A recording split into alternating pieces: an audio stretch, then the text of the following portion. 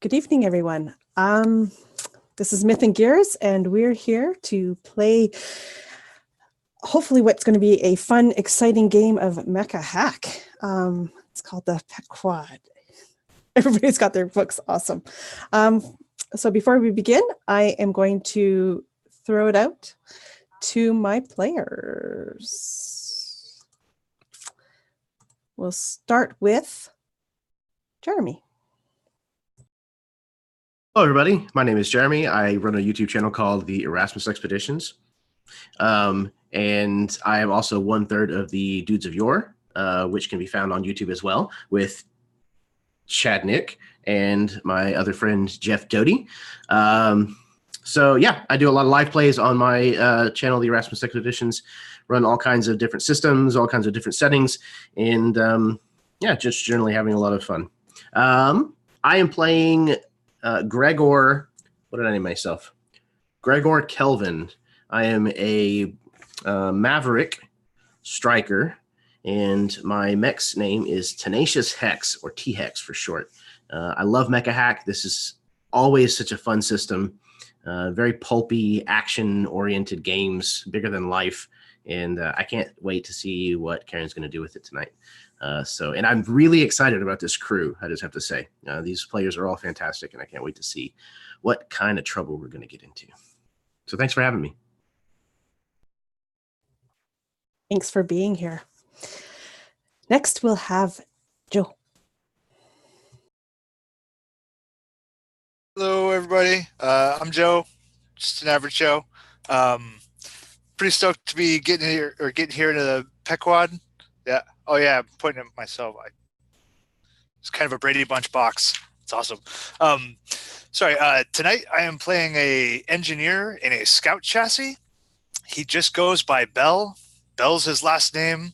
Bell is what he calls his mech because, well, damn it, I'm old. Life's just too complicated to have to remember more than one name. So that's it. That's all I got. Oh, and thanks for having me in here. I'm excited. Awesome. And next we have Baron. What's up, everybody? I'm Baron. Tonight I am playing Vance Glatterbelt, baddest and richest, well, trying to be man in this part of the galaxy. And well, Bell might not like names. I sure do, and they call me the Midas Lance.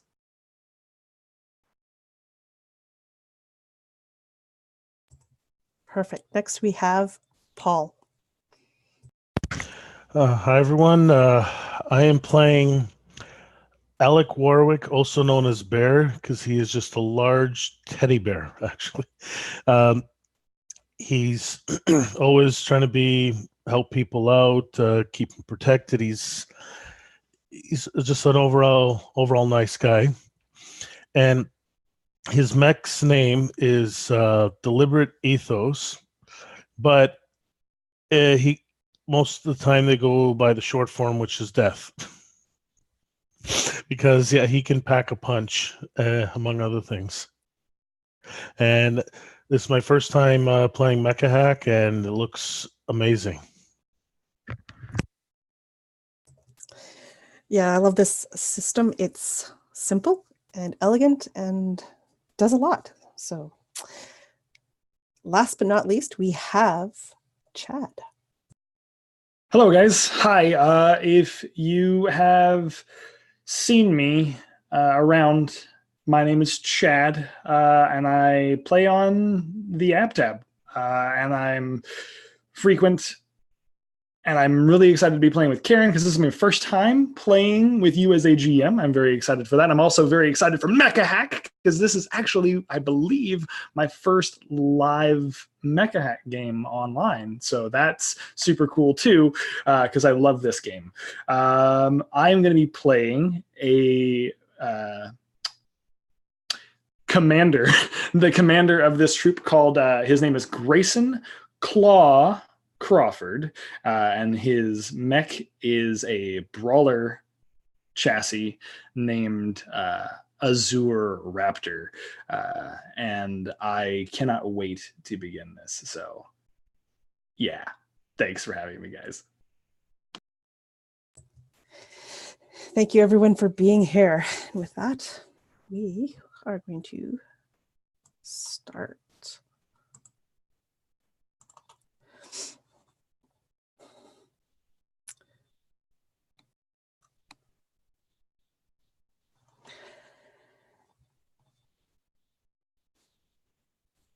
We begin with the sound of alarms going off. Klaxons are blaring. It's deafening in here. There is smoke. You can smell the ozone from like electrical systems burning or something. The haze in the cabins is dense. And just as you're trying to yell to each other about what is going on, the ship is hit again and it is rocked and lurches to the side. Momentarily, the grav engines just stop and you fly to the ceiling and then you slam down to the ground as it comes back on. You are in the contested zone. You've been trying to get through, hopefully without meeting anyone. Unfortunately, that did not happen. You're about 3/4 of the way and you were set upon by 3 Chitter ships. You are severely outgunned, desperate for your lives. And we're going to run this like a skill challenge. So you need 5 successes before 3 fails. The first hit has knocked out your hyperdrive. So it will need to be repaired before you can use it. And with that, I'm going to throw it to the players to ask any questions and start us off. So we are currently disabled in this ship, or is it just the hyperdrive? Just the hyperdrive. So you have, it was like the first hit kind of went straight through your shields and everything and took out that compartment where the hyperdrive was sitting. It's not like it is gone, but it has been shut down. It will need to be repaired before you can use it. So at this moment, you are just firing on impulse.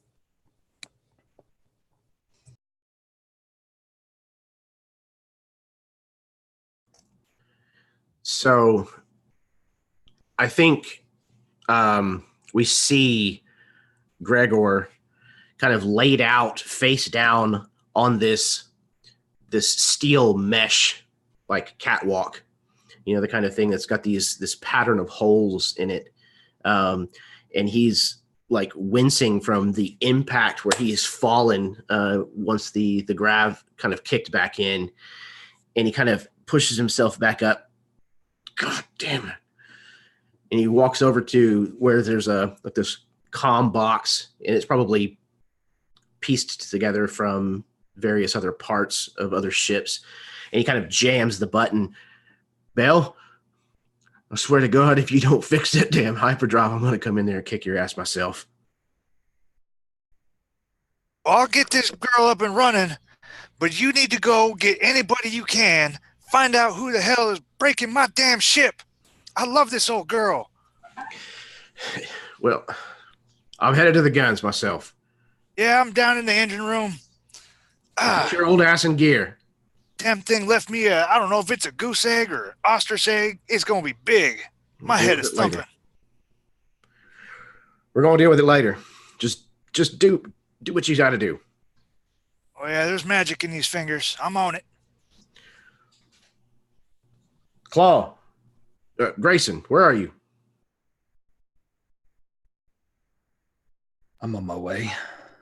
On What do you need? Where? I'm on my way to the restroom.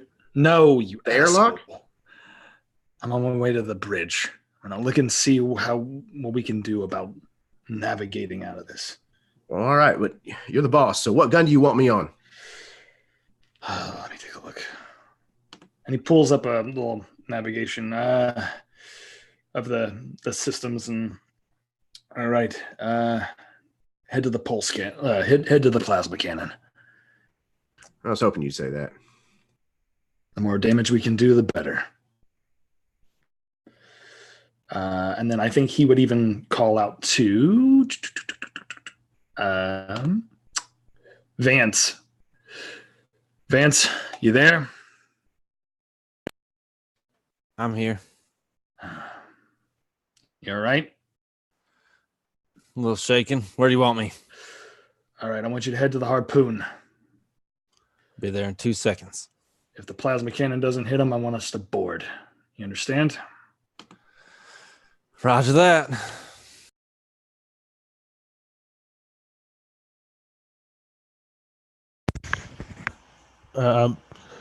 Bear calls out, "Where do you want me, Commander? You want me in engineering, or do you want me up somewhere else?" No, that's all right. I think Bell's got it in hand for now. I hope. As far as we just want to pack all the cannons.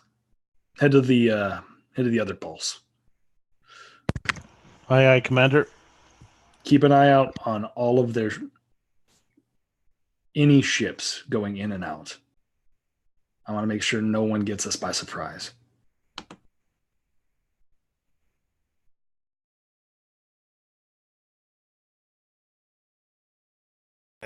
Bill gets down into engineering, looks up on his wall, and there's just empty outlines of different tools, and he looks down across the floor where everything's been scattered. Kind of hairs in the back of his neck start to stand up. It's just a frustrating sight.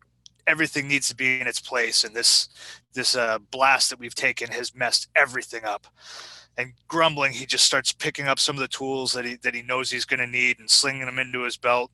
Looks back up at that wall with those pristine outlines of tools just all missing and misplaced, and then turns back to the hyperdrive and kind of mutters, "All right, girl, you show me what's broken and I'm gonna fix it," and goes in to start tinkering or to assess what the damage is.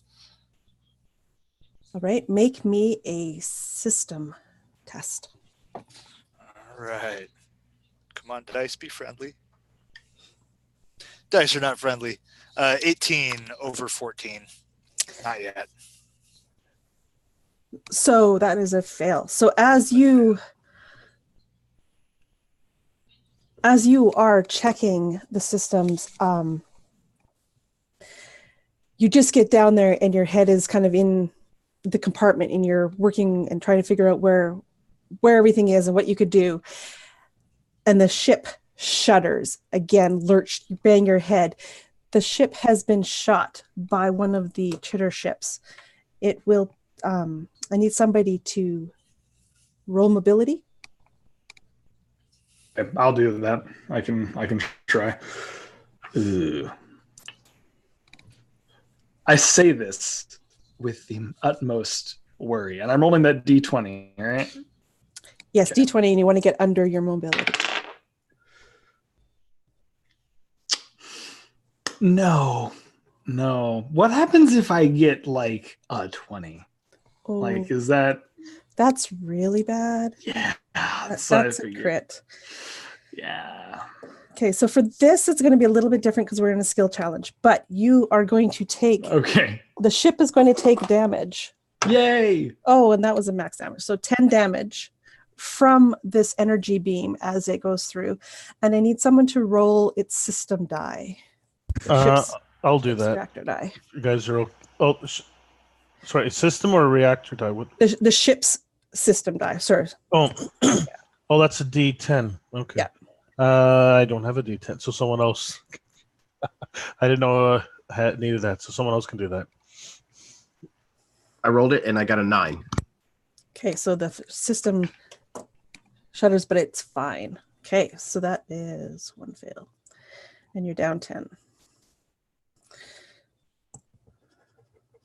Which gets soaked by the shields. So the shields are now at half power, basically. Okay, so we have 10 points of shield remaining. Yeah. 40 HP still. Yeah. Cool. Who is next?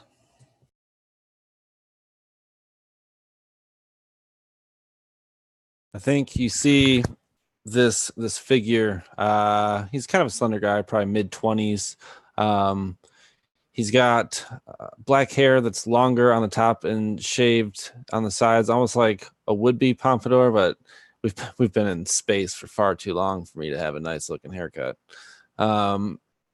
My clothes are obviously a little dusty, but I'm wearing like a yellow kind of racing jacket, almost like a motorcycle jacket, and emblazoned on the left lapel is a shield with a golden pyramid on it. The House Vanderbilt, not Vanderbilt, Glatterbilt,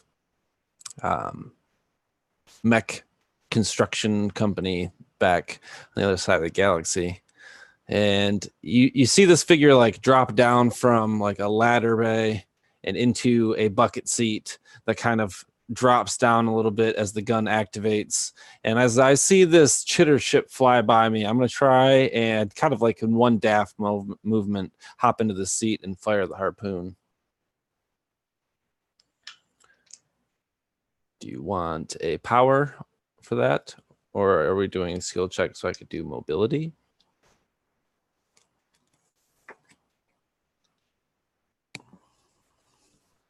You can use either on this case. Normally harpoon would be power, but the way you're using it could also... Okay, I'm going to take it. I'm not going to let you Go go back now. All right, 6 over 9. No, 6 over 17.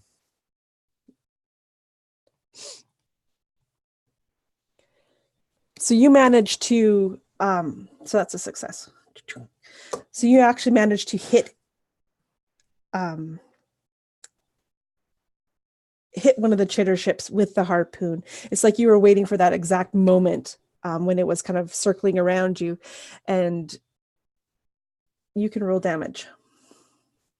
I think as I hit, are we latched onto this thing now? If you want to be, yes. Well, I just think it would be too damn funny if we were. I just lost the rolls. 2d4. 2d4. Okay.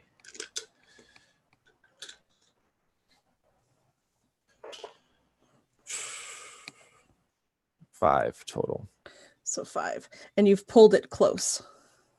I almost picture like this thing is like careening around us as it's banked to shoot at us, and as it kind of comes to my side, I launch, and this large like plasma grappler embeds itself into the ship and kind of like lurches us sideways, and in my mind you can hear the clank of Bell's tools from where I'm at in the ship. Sorry about that, everyone. And if this echo comes through simultaneous through comms and just echoing through the halls, son of a bitch! I didn't mess you up too bad down there, Bell, did I? I'm all right. I think we see Gregor, who's kind of a practice in opposites to Vance. He is like square jawed and almost completely shaved head. He's just got like a little, almost like a military style buzz cut. He's very, very large in the shoulders and chiseled. He has the air of military all about him, though this is no longer a military outfit. And he kind of walks with purpose to this other ladder that kind of extends the other direction away from Vance. And as he kind of puts his hand on the ladder, he's moved to the other side of this artificial gravity generator on the ship. And so his body kind of seamlessly like flips 180 degrees upside down. And he, to our eyes, goes feet first up down this elevator shaft into the other turret, where he then lowers himself into the seat of the plasma cannons.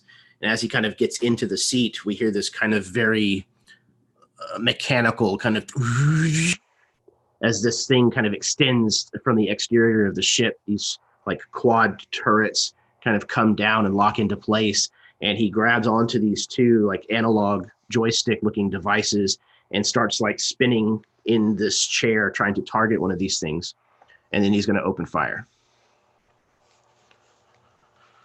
So this is the plasma cannon. I am testing power. So I rolled a 1. Yeah. So 1 will count as 2 successes, Okay, cool. and you can roll damage. Which one were you hitting? You can attack a close or near. So the other 2 are near. You've pulled 1 close. The one that's on the hook, I think I'm going to leave alone. I'm going to shoot one of the ones that's still free and roaming. Okay. So you roll 2, in this case, 2d12. Okay. So the first one is a 2. The second one's an 11. Not bad. So 13 points of damage total. 13. Okay, so that's a nice solid hit. You can see its shields kind of pulsate as you takes all that energy from the plasma cannon, and kind of shimmers around the entire ship and then fades as it hefty blow to it. Yeah! Take that, shithead!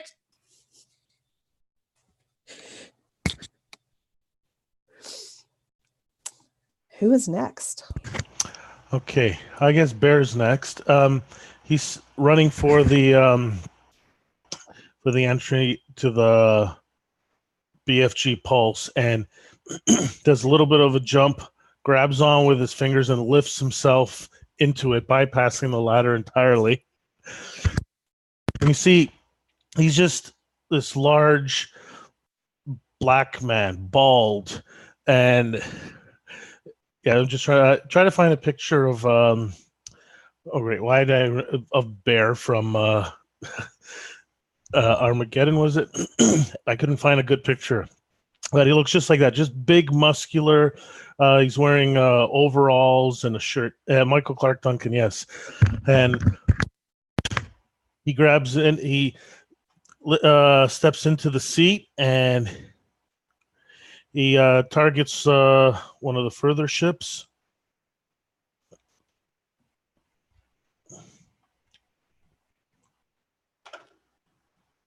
All right, 8. That should do it. It's not much I can roll that will fail on a power check, except the 20. So, so he fires off at one of the ships. How badly damaged does that one look that Gregor hit? It currently doesn't look very damaged, but you know it was a solid hit as the shields, when they went down, faded away. They looked a lot, I guess, weaker, but you currently have not yet actually damaged it. Oh, the shields are down. Not quite. Oh, not quite. Well, I will help out with that, and I'll shoot that one. Whoa, almost maximum damage. 15. So this, again, you see the shields light up from the pulse from the BFG.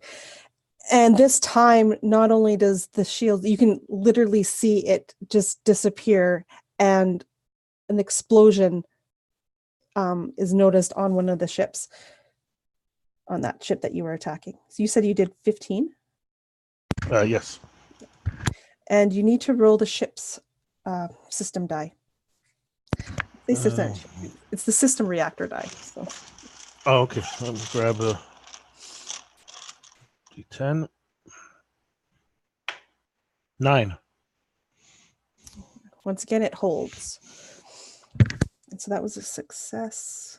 All right, so you have 4 successes so far, 1 failure. Who is up? You still have a broken hyperdrive. Yeah, I'm gonna continue trying to get this, or Belle is gonna continue trying to get this girl back up and running, because we really need to be able to move. Kind of sitting ducks out here. Unless there's any objections. No, you're good. Yeah, so still just kind of glancing over his shoulder at the more tools scattered, and thinking about how long he's going to have to go picking all of those up, and some of them probably fell in the bilge, and that 10mm socket is fucking gone. So he's just digging in with the box wrenches and stuff that he's got. Oh, is it meet or beat? Or because I rolled dead on 14-14, it's below, isn't it? Yeah, it is. Fiddlesticks. Damn. So close. I think at that kind of another resounding "oh hell" kind of echoes throughout as just with some of the broken lines. Maybe there's some hydraulic fluid and the wrench just completely slips off and he nicks a knuckle because there's always that piece that's just right there in the way. Yeah, it's just like you almost had it. You were so close to repairing this thing. And again, the ship drops, it shudders, it moves underneath you as you guys are blasted again by another weapon, taking 8 points to the shields.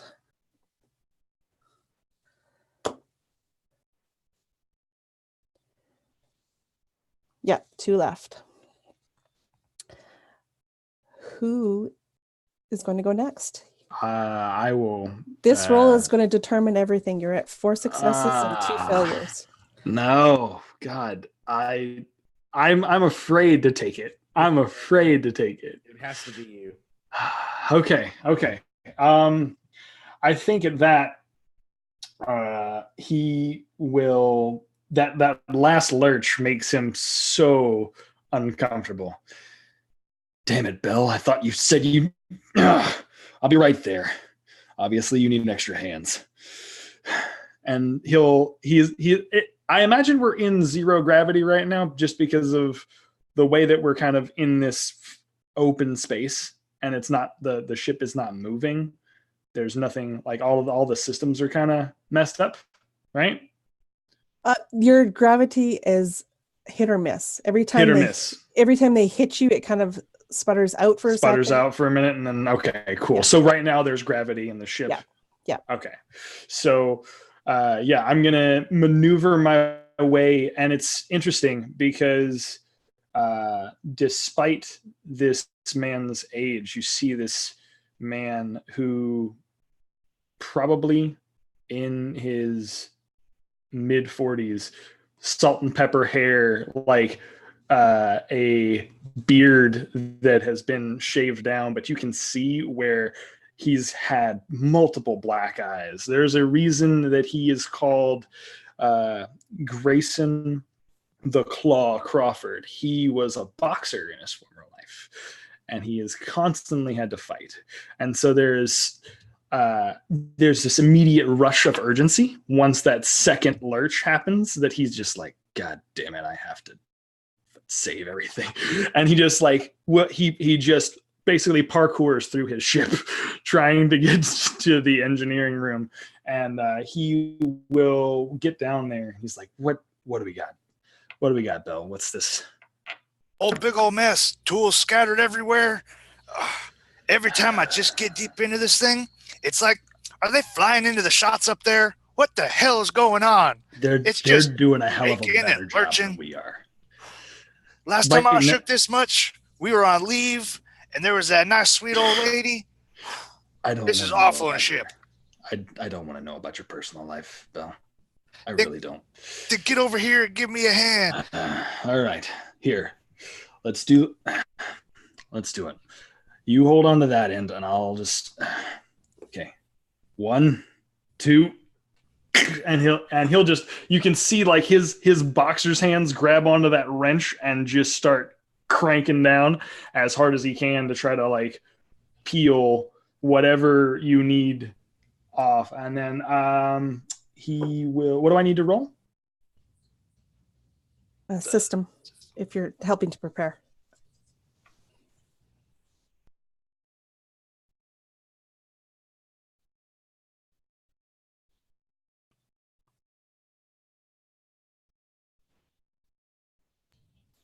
Did we lose you? We lost you for a second. Yeah, it kind of froze for a minute, but what do I need to roll? Test system. Test system. Okay. Okay, here we go. Just got to put the luck in the dice.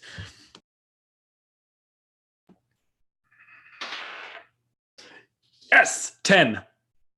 And I have a 12, so yes. Just barely there. But you see his hands kind of grab around the head of this, like I imagine it's probably like a massive crescent wrench, right?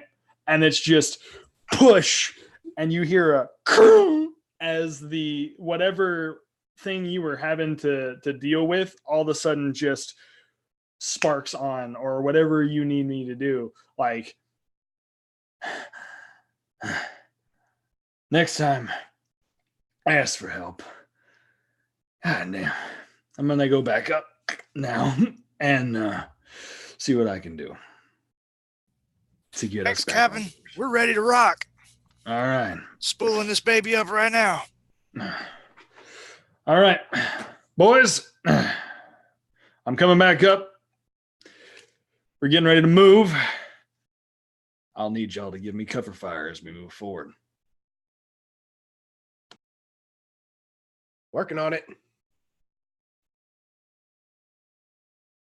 So your hyperdrive hums to life. It is active again. You may engage it.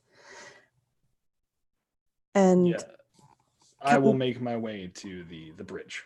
And as you enter the bridge and you're sitting down over the console, just as you get back, you see off in the distant, so distant from you at this moment, a Chitter dreadnought phases in. It is coming to you. What do you do right now?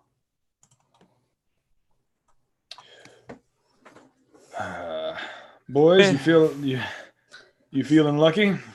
You feel like fighting? Because I think Hey, Commander, do you see that over there? I do, Vance. I'm not blind. I see it. Well, that thing's fucking huge, man. I know that. I'm asking you what. That's a dreadnought. We need to get out of here. Did you hear that? That's a fucking dreadnought. Just get us out of here, man. All right. Hold on to your butts. I'm And gonna disengage our grappler. Yep. This thing. Yep. And Claw will immediately take the kind of pilot's position and begin to hit that hyperdrive like, there was no tomorrow. He's just like, all right, everybody buckle up. Get ready for it. Get ready for the kick. 3, 2, and he'll hit that hyperdrive and hope we can get away before they track us.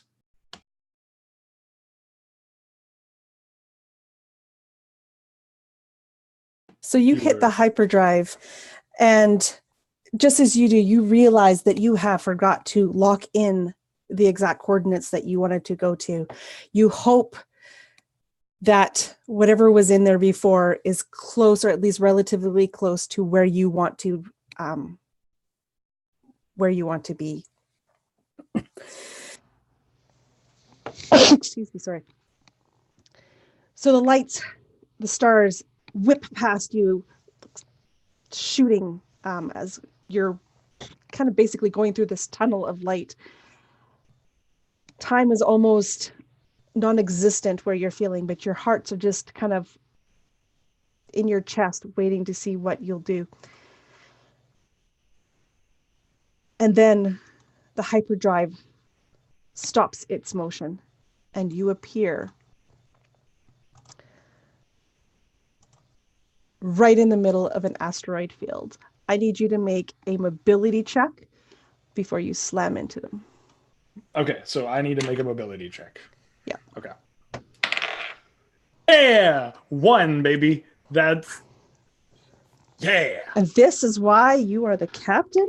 You appear, all these asteroids appear right in front of you, and you dodge them amazingly. And you zip in and out. And just when it looks like one is going to crash right on your, like the front window there, you bank hard left, and it's, just whizzes past, kind of scrapes a little bit of the paint along the side. But you manage to pull out of hyperdrive. You are in an asteroid field. You are mostly okay. Well, that wasn't exactly how I thought things were going to go. Everybody all right? And where the hell are we? Commander, you're supposed to tell us what to do. Leave the piloting to one of us. You got to remember, you lock in the course, then set the hyperdrive. We were getting shot at, and there was a dreadnought in my way. Do not question me, Bear. That is my job. Well, you two lovebirds work this out. I'm going to go see if I can't get our shields back online a little better than they are typically. Well, thank you, Hex. That'd be nice. I appreciate that. I don't want to get involved. Okay. Well, we are out in the middle of a storm. And I don't know hide nor hair of this. Where the hell are we? Hey, what's going on up there? Out of one of these viewports back here, I just saw some big ass floating chunks of rock. Yep, asteroid field, Bell. That's I may have accidentally kicked us into a bit of a shitstorm. But at least it's not getting. They don't shoot. Yep, exactly. What's that old saying? Out of the shitstorm and back into a shitstorm. I've never heard that saying, Vance. Who says that? You, Commander. Apparently. All right. Well, I think I'm gonna take Raptor out and see what I can see out there. If that's all right with you boys. Oh, you're the commander. Who's placing bets that he sees some fucking rocks? I'm absolutely positively sure that's going to happen. Just make sure that you use tether 3. 1 and 2 are kind of questionable. We want to be able to reel you in if we have to. Tether 3, you got it. Well, if he's got an open hand, he can use 1 or 2. It's just the hook. Just hold on to it. That's what you make me do. I thought I just fixed 1 and 2. What the hell y'all doing to this ship? I'll go and take a look. Bell, it takes more than duct tape to fix the hooks. Well, I used the WD-40 and the JB Weld as well. I mean, if y'all just stop breaking everything, this is why we can't have nice things. Need a score. We got to get the money to be able to buy parts. We can't keep just limping along like this. Best news, best idea I heard all day. Maybe we should scan some of these asteroids. As might get lucky, find an ore deposit. I'm working on the shields. They're coming back online, but they're slow as hell. So, somebody else want to get on that? Vance, you take care of that. I'm going to go babysit the commander. I don't say that with an earshot. Yeah. I'm on my way over there now.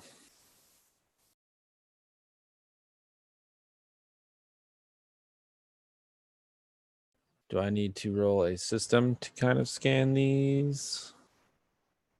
Yes, please. Uh-oh. Oh, no, we're good. I got a 10 over 11. So you're scanning the asteroids in front of you? Yeah, for Ouroborite. I think.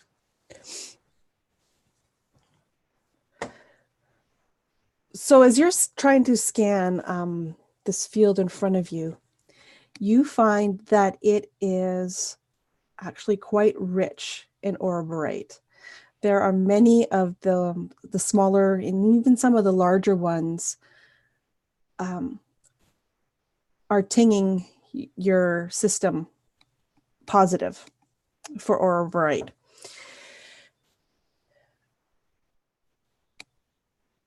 As well, you believe, looking from some of the readings that are coming back from these rocks, that they're also probably very fertile ground for what you know as fissure crabs.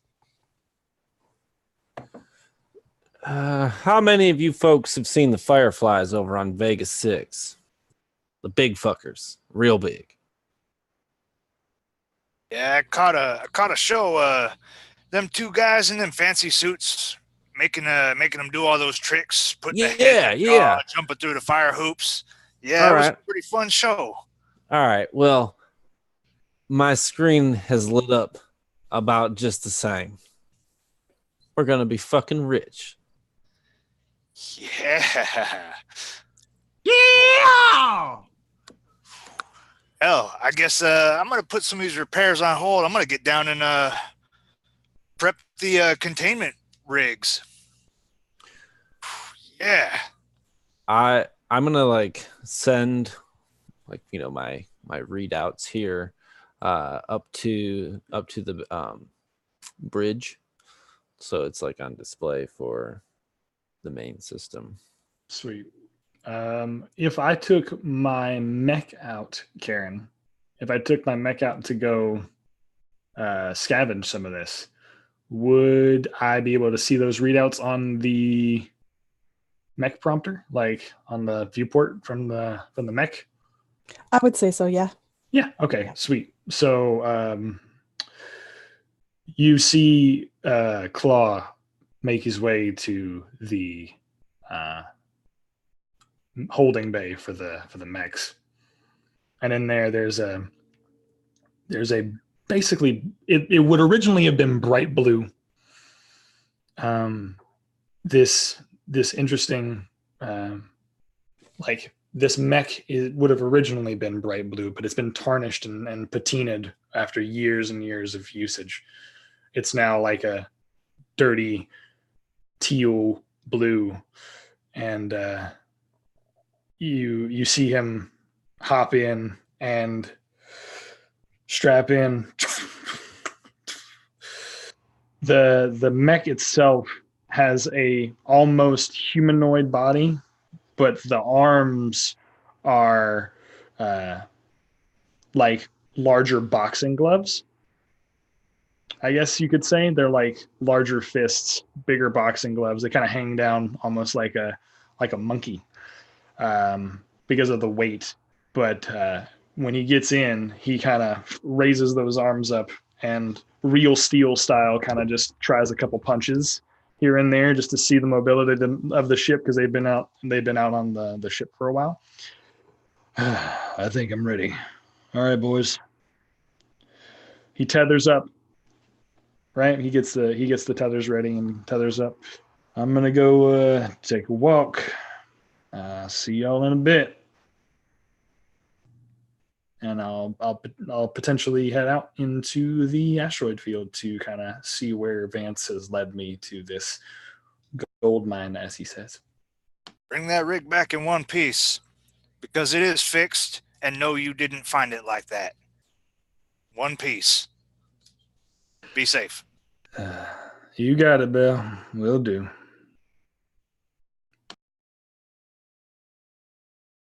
And then, yeah, I'll head out into the open space of the asteroid field and see what I can see. I think Vance has gone to make some like instant ramen.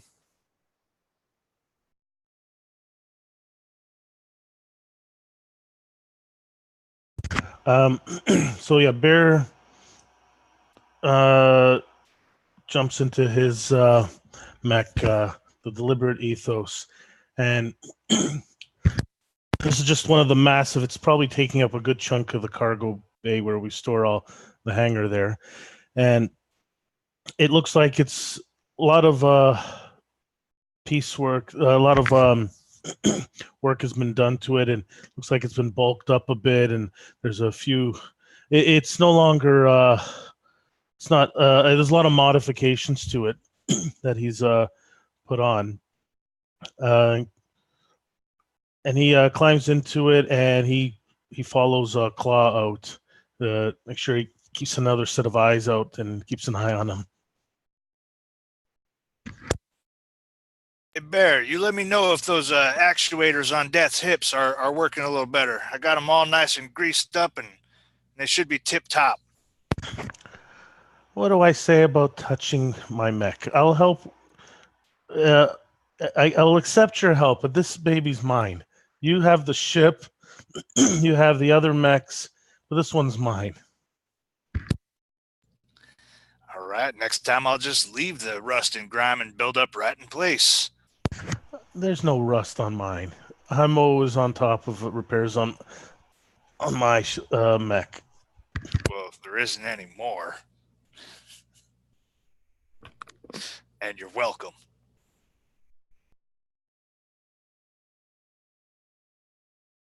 So, I think hurriedly so, Gregor is going to try to finish getting the shields to come back all the way. Because I think being in this asteroid field, especially with the commander not being at the helm, I think we need to have our shields like all the way up just to keep these little things from, pinging us to death. This is why I hired you, Hex, because I don't think about those things. So, but he wants to be out there, like raking in, the stuff. So he's going to try to like do this as fast as he can. So all I have to do is roll the reactor die, which did decrease to a D8. We have 6 total out of 20, man.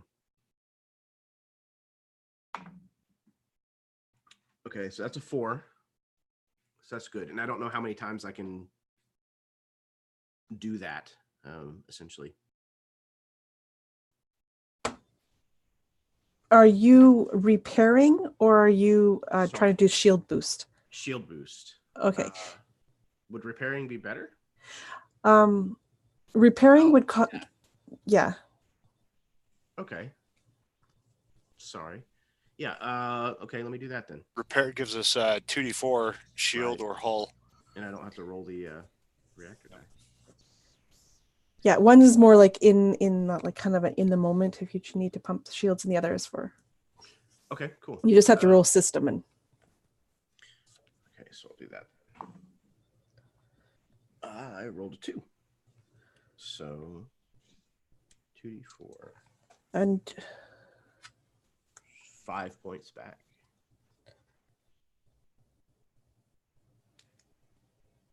So 5 points back. So you're up to 11. Mm-hmm.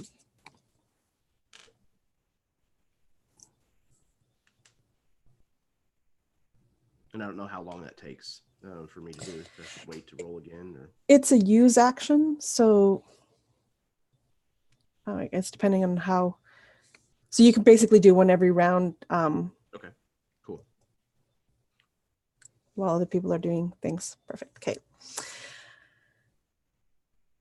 So Claw and Bear have donned their. I would say you get a couple of tries of the use because they have donned their mech suits and headed out. So you would have time to do 2 repairs if you want to, Gregor. So I can do it one more time? Yeah. Excellent. I will do so. Ooh. Rolled an 18. And my power or my system is a 16. So it's a fail. Okay, so you don't. It takes a little bit longer on that one, and then you don't do anything. Belle. So Vance, you are making ramen. Is that what you are? I'm like downplaying the severity of our situation. We're fine. There's a shit ton of fucking mineable resources out there. I don't see any chitters in our sector here, so No sense in going to mine stuff on an empty stomach. Shit, I haven't ate since 400 hours. And what is Belle doing? Like, Do I need to roll like a system check? power check. Yeah, I think Bell has first trying to pick up all of his tools. I mean, he had said he was going to go prep the containment hub down there for these big critters, but he's got to get those tools off the floor. I mean, there's outlines on the wall where everything goes, and they all need to go back in their place. So I think first he kind of cleans up the engine room and gets everything squared away, and then goes down to start prepping up the containment facility there for our paycheck that the other two should hopefully be bringing in. Grumbling the whole time. I mean, he's going to do it. He's going to give it his best, but he's going to grumble the whole time. I think if I may real quick, I forgot the important description part. So he's probably, just kind of a lanky old guy or older guy, balding, white hair, scraggly white beard, probably shaven a little lopsided. More than likely everything he owns is smudged with grease or hydraulic fluid or some bits, maybe a couple little chars from, electrical zaps, spindly cordy muscles, kind of a cantankerous old grandpa that I'm sure most people would recognize, but worth every bit of salt.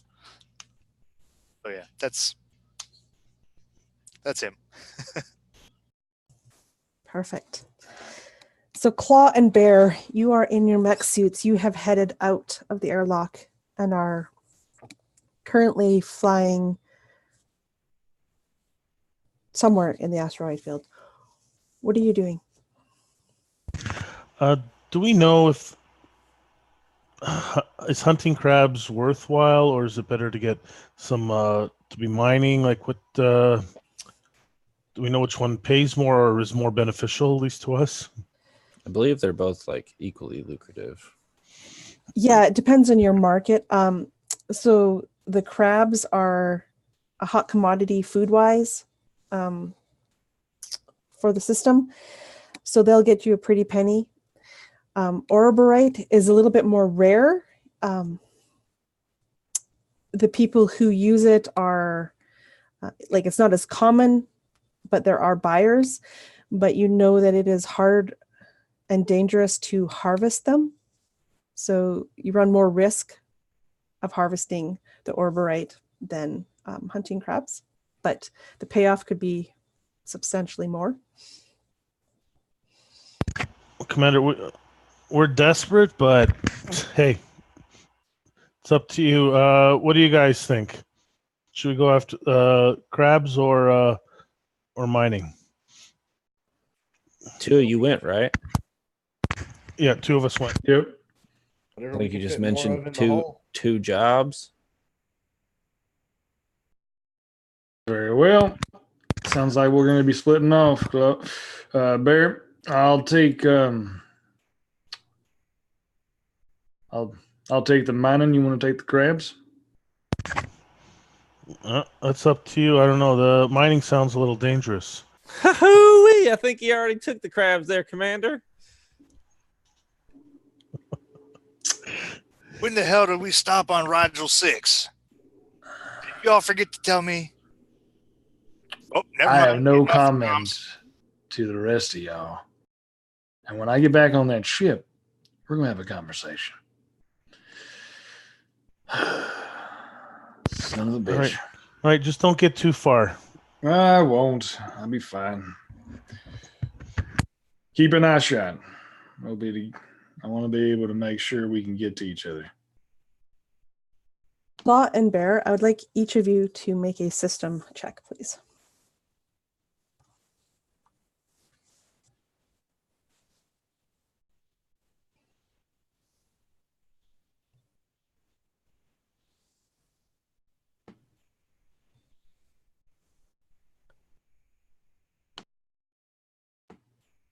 Damn it. So you both succeed. So as you're discussing where you're going to fly and which rock to head to, you both almost notice at the same time one of the larger asteroids. You saw movement, kind of something scurried from one end and kind of went around out of sight to the other side of it. At least 2 scurrying things. Well, looks like crabs on the menu. Let's head out.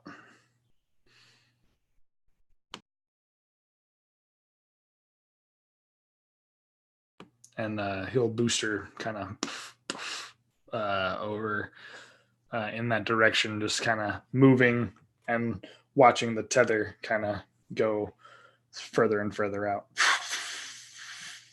as he goes toward that asteroid.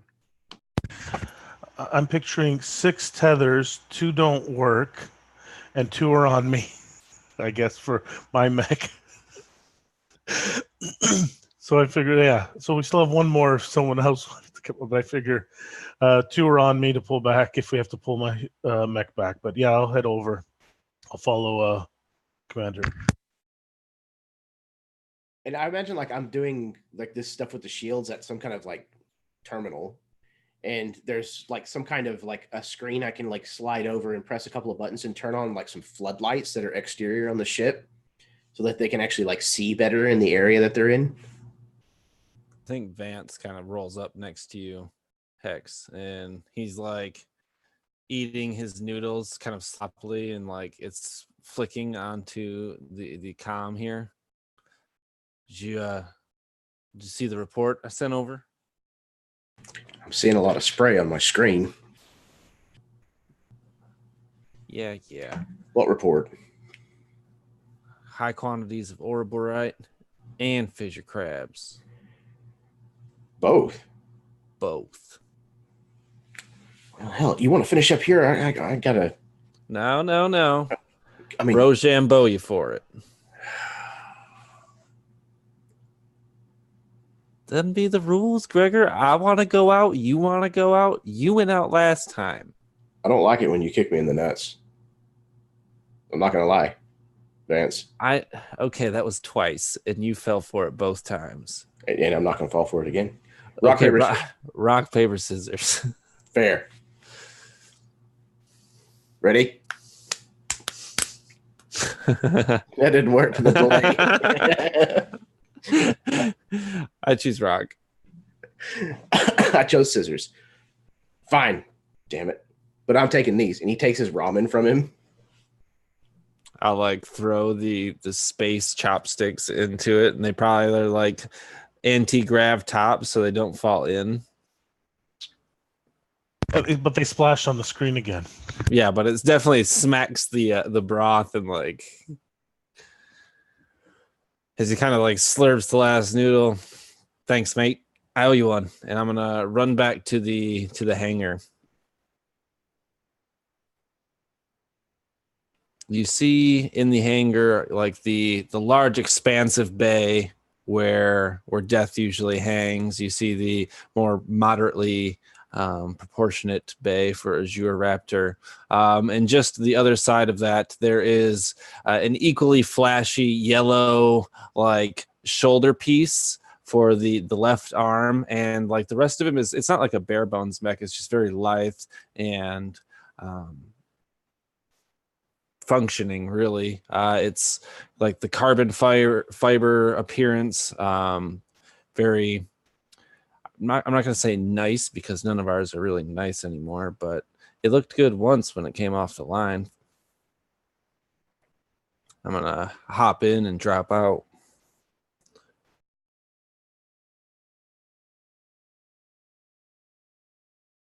Mind you, it has the Falcon switch where I have to flick like 14 little knobs just to turn everything on.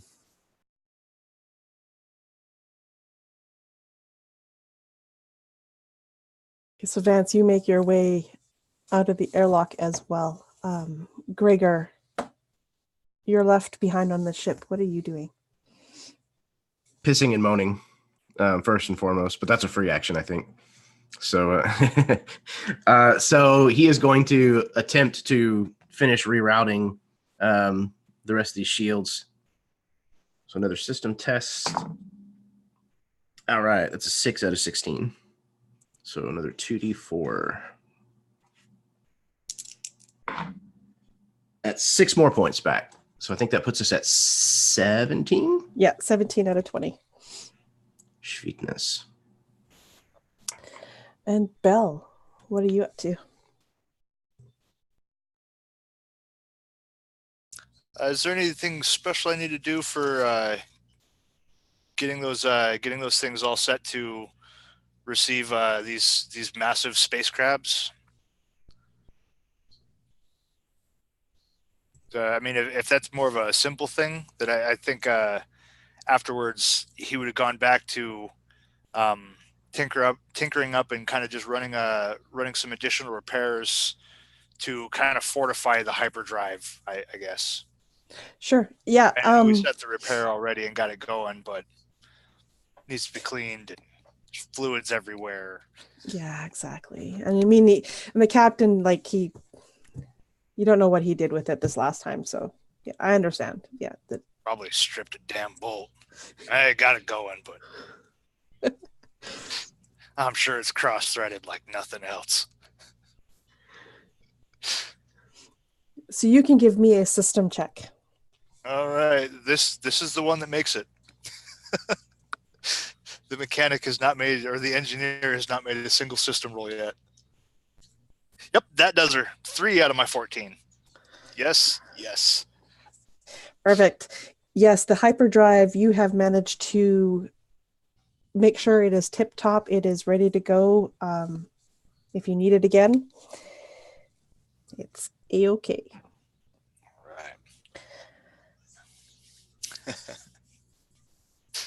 So Claw and Bear, are both of you heading towards the rock, or? Yeah, once the floodlights kind of come on, that Hex has kind of put us in a position for, I think I'd call over. Thanks, Hex. Nice to have eyes. Appreciate it. Bear, you want to take right and I'll take left? Let's scuttle us some crab. And I will take the left flank of that asteroid and begin to move in on it. And it basically, I'm just going to see if I can get a footing on it or if I can get a bead on this creature. And you see him pull out or kind of in the chassis, he presses like a button or two, and then the arm on one side retracts into itself, and then a weapon comes out instead of the hand. And it's I think it's, instead of like the submachine gun, it's the plasma, right? Like a plasma rifle or a beam weapon of some sort. Yeah, your ranged weapon? Yeah. Yeah. Okay, so yeah, it's his beam cannon. And he'll kind of try to get a bead on these creatures now that he's got some better light. And he's going to move in because he's better up close and more of a physical stance. But right now he's still in range mode. So he's going to take a couple pop shots and try to hit this thing from afar as he's coming in. So as Hex turned on the lights and kind of illuminated the big asteroid that's in front of you, you could definitely see a scuttling shape, kind of loaded, hugging the asteroid as they went around the other side. And as you fly, you realize that this asteroid is absolutely huge, and it was probably further away than you thought it was. It was far distance, and looks like you could land on it and walk around on it. It is huge compared to like some of the other ones that are around. All right, boys.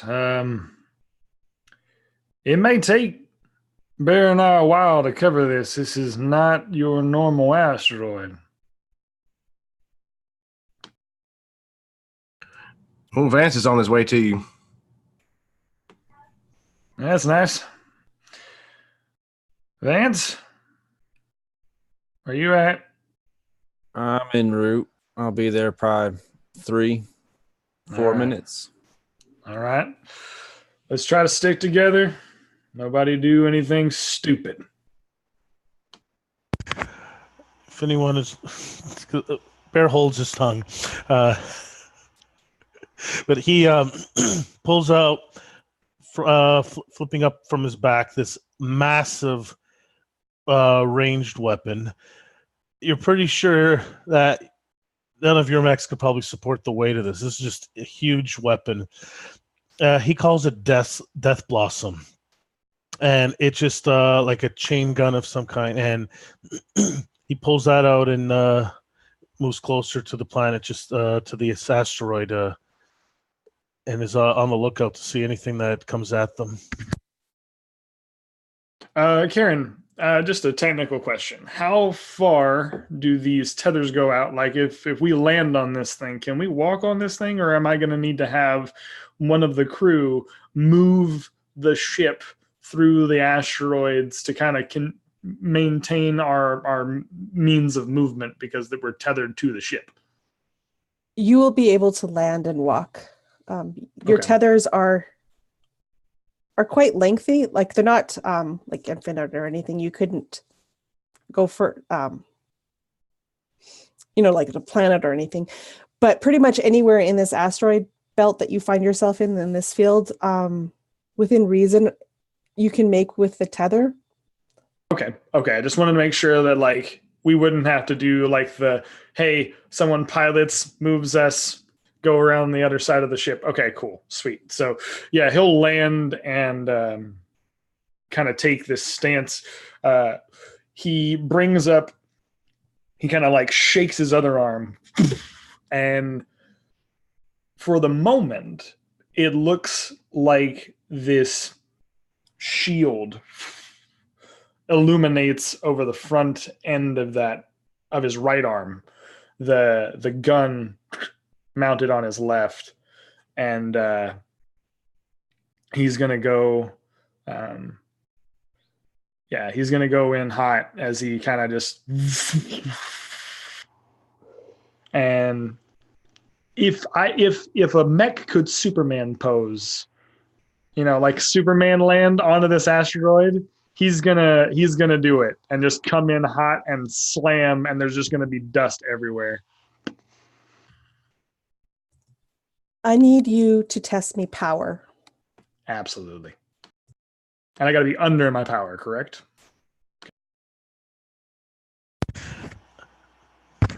I got a 3 out of 18. So Beautiful. So as you land, hero pose and all, you land heavy, and you feel beneath you that whatever this asteroid is made of, it is not fully solid. You at the last moment were able to kind of pull back some of your oomph, so you didn't crack through the surface, and you landed fine. Bear, what are you doing in the meantime? When I see Claw put out his shield, I go, oh, right. Flip a switch, and something just like flips around, and like a shield pops in front of him. You can still reach around it to shoot, but it's some extra added armor that doesn't need to use his hands with. So he can still hold on to the Death Blossom, and he'll land. Trying to remember distances. Near to Claw. And you said that was power to land or mobility? Power, please. Come on, anything but a 20. Well, I guess 19 or 20. Nothing, no 19 or 20. 10. You likewise land, and you can feel how almost fragile the ground actually feels underneath your mech boots. But you two were able to, at the last moment, kind of stop, take some back of the weight of your mech, and you land on the surface, and you are fine. The bear is always a little careful when landing. He never knows the weight of his mech, even though it's not on on the planet side or anything. He always takes it down slowly. Vance, you are also out there. What are you doing? Can I take the liberty of assuming that there's like a smaller asteroid kind of pivoting around this one that I could get like an upward vantage from? Sure. So Vance is going to kind of just be, jet boostering his way over to the party here, and I'm going to land on this satellite asteroid, and I'm gonna post up this arm that is kind of more extravagant than the right side. Sets down, and from across the back, a long barrel kind of unfolds and snaps together and kind of whirs to life. This vibrant yellow. He gets set up so that I have kind of my visual field in front of me is like the side of this asteroid that they're mining from. This is my long-range light weapon. I also need you to make me a power roll as you land on this satellite asteroid. Roll the 1. Oh, you're light on your feet. That was like amazing. The Midas touch is a lot of things. It's perfect. All right. You didn't actually just say that, did you? I say it every time, Commander. God. How many times have you? This is my thing. I'm the Midas Lance. I know. You don't need to remind me every time we do this. Yes, I do. I don't know. Do you not know me yet? We've been on this ship for the better part of too fucking long. I do this every time. Yeah. All right. Well, I trust you with your shots. That's all I'm going to say.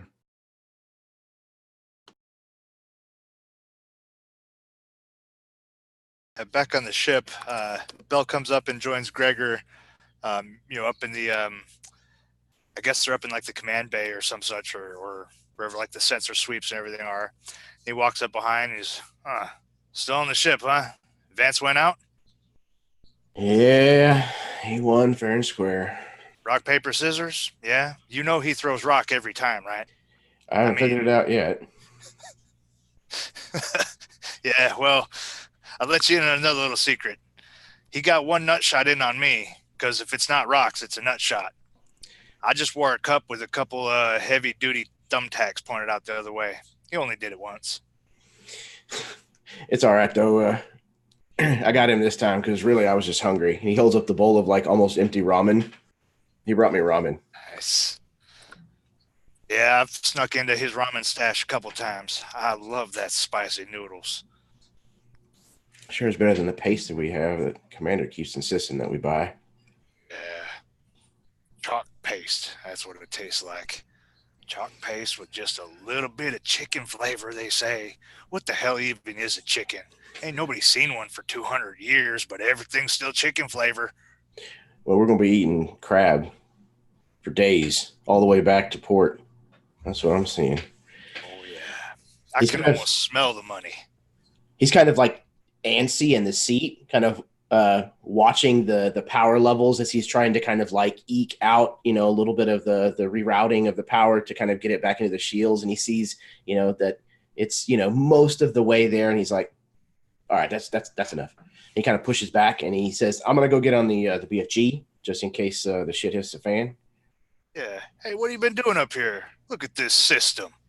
Ah, I swear I got to do everything around here. The shields are almost always back. Or they're almost all the way back online. I've been sitting here forever. Shields up, system down. All right, I'll take over and we'll see what we can have happen. You're the best, Bill. And he kind of claps him on the shoulder. Yeah. Yeah, I guess Bell takes over monitoring, watching everybody and looking down. Drop from a D10 to a D8. Good Lord.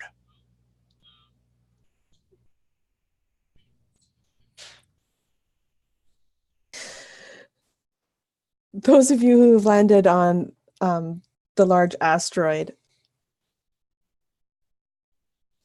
you are a mech, and you know how big you are. But there are cliffs and outcroppings that are as large as you are. This asteroid is massive. And as you land, you do notice through one of the little valley between two outcroppings, the scuttling disappears around the corner.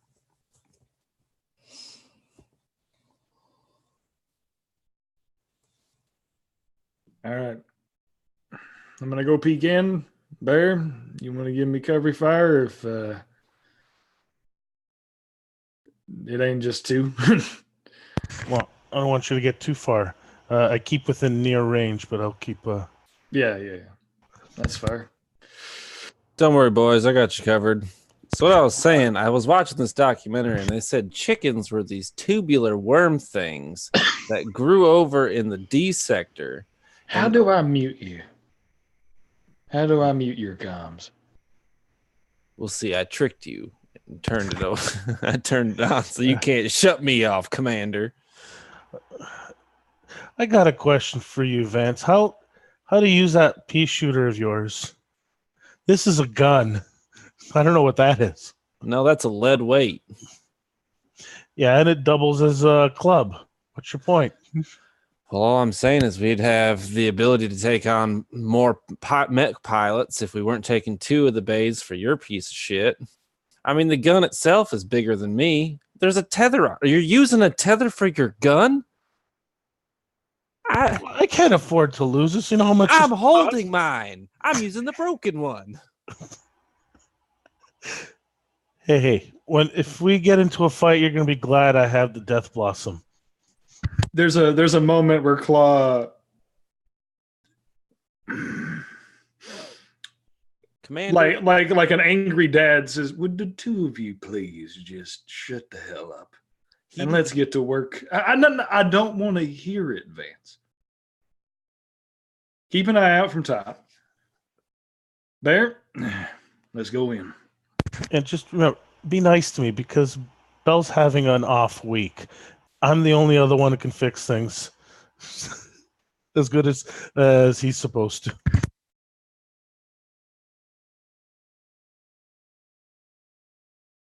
All right, and with that, I think Claw will go ahead and go to one of the outcroppings and see if he can look down into where the scuttling is sort of massing itself to kind of see what we're about to get into. He doesn't want to dive straight in, but definitely wants to take a peek.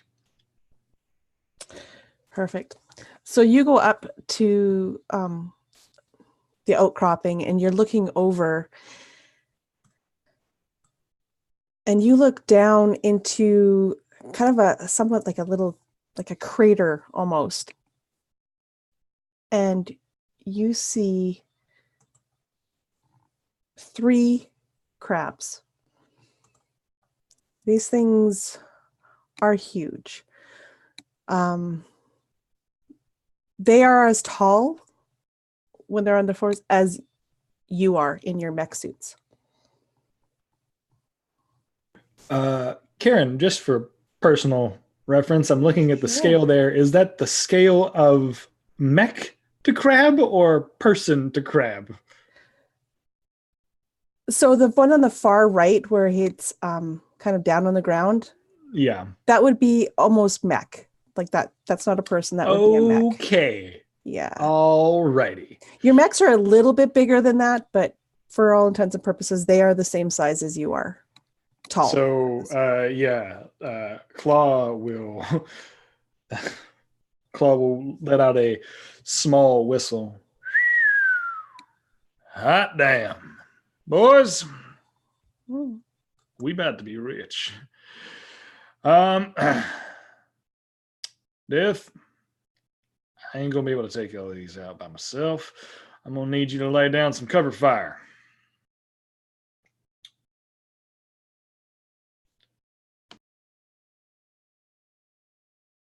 Sorry, I missed. Who were you asking that to? You, Bear. Okay, yeah. Yeah.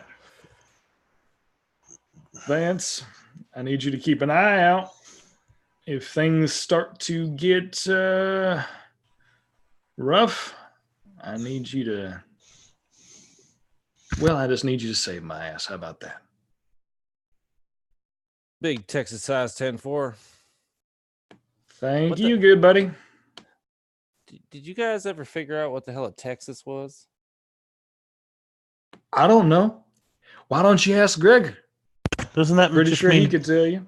Doesn't that just mean big?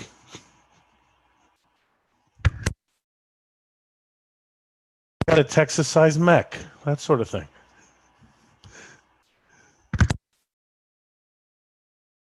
All right.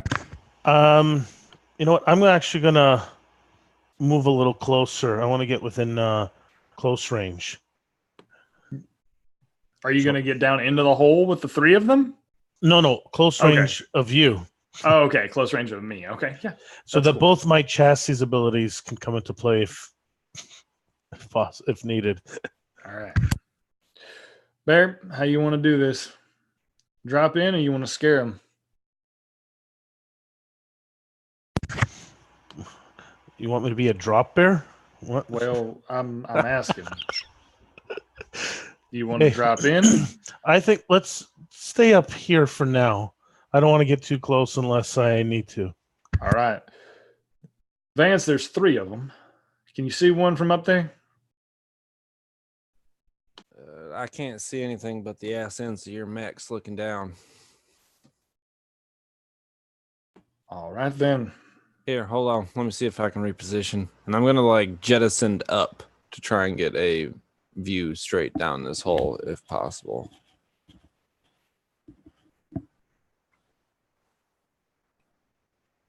So are you leaving the smaller asteroid then and going? Yeah. Yep.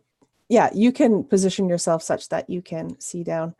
It's a bit shaded. The light isn't like the light from the ship isn't going to illuminate it quite well, but you can see what they're talking about. God damn, that thing's a ugly son of a bitch.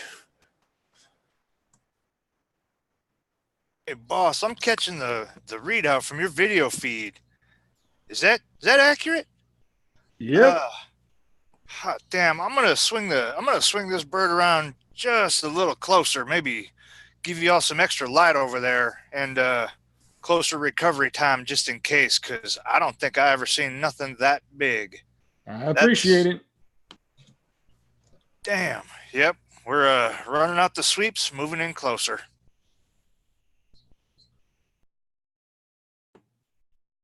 All right. Yeah. Bear? Oh, sorry. Oh, no, you're good. Go ahead, Bill. Yeah, I just want to kind of slowly swing the ship around a little closer to where they're at so that the floodlights can spill into that crater or into that canyon there for them.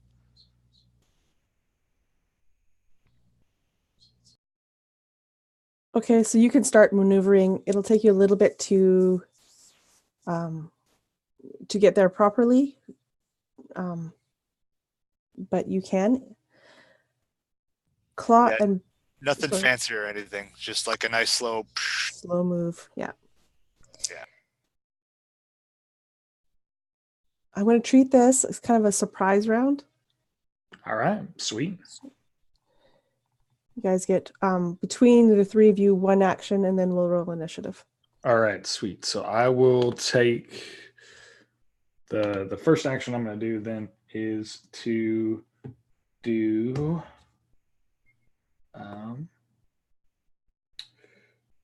I'm going to use, because I am a commander, I'm going to use my pilot ability, which allows for a mech next to me to take an immediate action, either a single move or an attack, and then continue the turn. I assume that means that I allow Bear to basically take an action, and then I can take my turn on top of that. Is that correct? Your action is Bear's action, so you use up one of your 2 moves to give Bear an extra. Okay, gotcha. Okay, that makes sense then. I will then not do that. And I will. Well, that may or may not. What's your damage die? The damage die. My damage die is a D8. Okay, so you do more damage. Okay. I think if I was right, I think I put a D6. I guess that's it for the Titan. I thought they did more.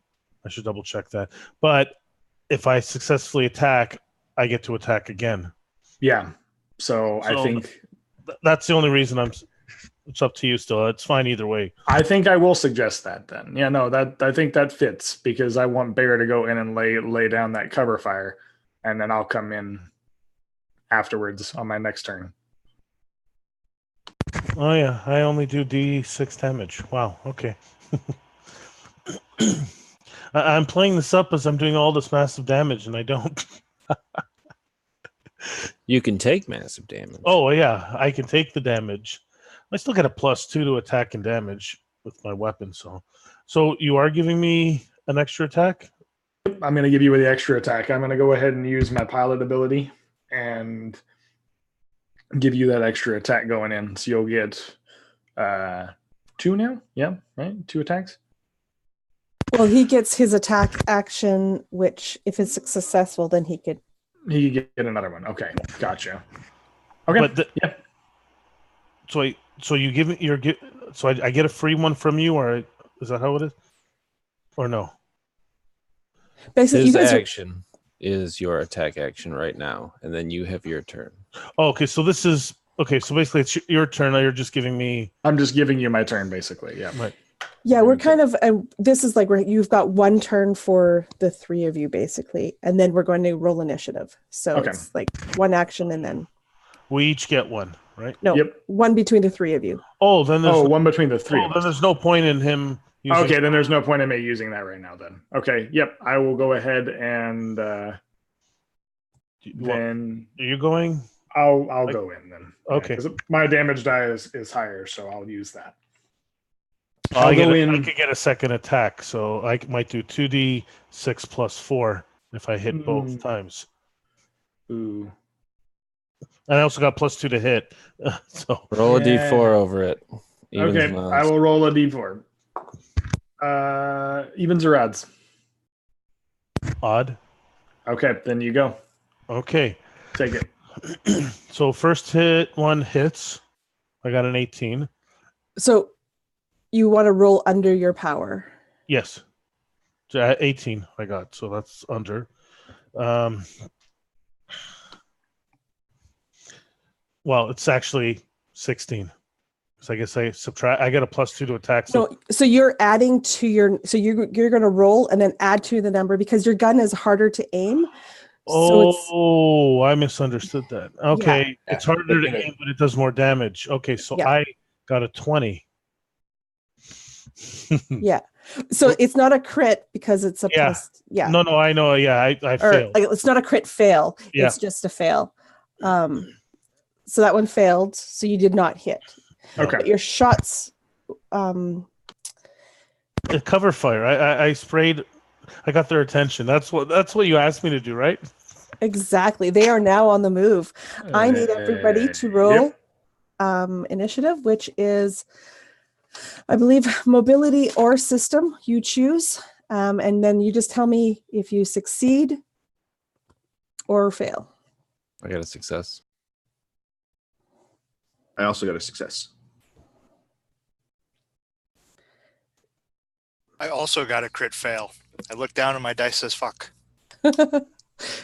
Have the FBI dice. They're beautiful. But yeah, I crit failed. I go way after the bad guys. And what did we get for Claw and Bear? Success. And crit fail. Okay, so we have 3 successes and 2 fails. Just because you fail, it doesn't mean that you have to go afterwards. You guys have these slots. 3 people will go before the enemies, then the enemies will go, and then 2 people will go after. So amongst the 5 of you, you can choose who's going in whatever slot. So you have 3 slots, so 3 turns of PCs. So who is going to go first? Are we gonna try your plan again? Give me 2 attacks and then try this again. I mean, It's up to you. I'm just. I called up to Hex, I think. Hex, Yes, sir. can you see this skittering wormhole over here? Not quite yet. Bell's trying to maneuver us into a better position, I think, and I'm almost there. I'm just lowering my ass into the seat for the BFG. I got 3 big uns, and I ain't afraid of nothing, but I'd like to have some high range cover fire in case things get real nasty. I'm ready to cook them whenever I can see them, Cap. All right. Vance, you got eyes on them now, right? Yes, sir. You want to take the first shot? The arm laser begins to whir to life, and as the kind of like orb at the back of like the mid bicep of this mech kind of illuminates, the charge launches from the arm cannon, if you will, and a brilliant gold light strikes down into this hole. 4 over 11 to hit. That is a success. And this is a plasma weapon, so I ignore armor Perfect. for damage. For a total of 4 damage. Okay, so you aim at one of them, and your weapon, you can see, goes like right through their chitinous covering and kind of burns a hole into it. I'm kind of jettisoning over this kind of crater here. Blinded by the light. You see, death. Just look. It turns, looks at you, looks back at the crabs, and almost like shakes.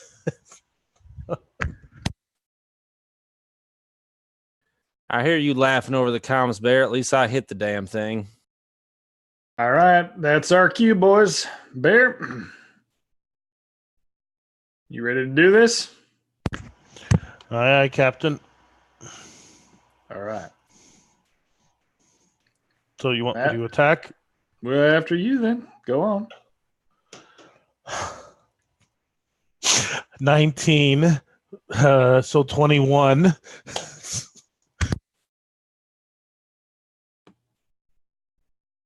I'm good at everything else. I just can't shoot now.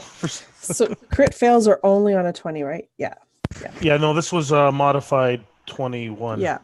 Okay, so 19 is your. So you. I would like you to roll me a d6, please. 5. Okay, so your shots go wide. You do not. It's like at the last moment, one of the crabs scuttled out of the way, and your weapon pierces the thin, the ground, almost like not right in front of you, but kind of beneath where you're standing. And all of a sudden, the asteroid that you are on kind of shudders and shakes. And I need you to test mobility, please.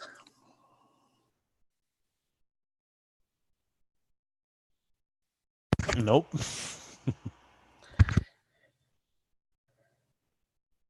So you are going to fall down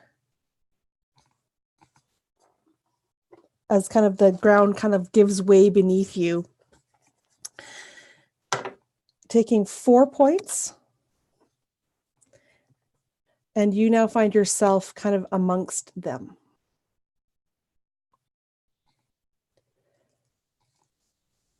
So essentially, armor points are hit points, and I could take off of one or the other. Yeah, you can choose to take off of armor points instead of your hit points. They regen a little bit differently than hit points. So. Oh, which regen better? I guess. Sorry, I'll just look this up. A short rest, you'll regain armor points, but you'll have to roll to get hit points back.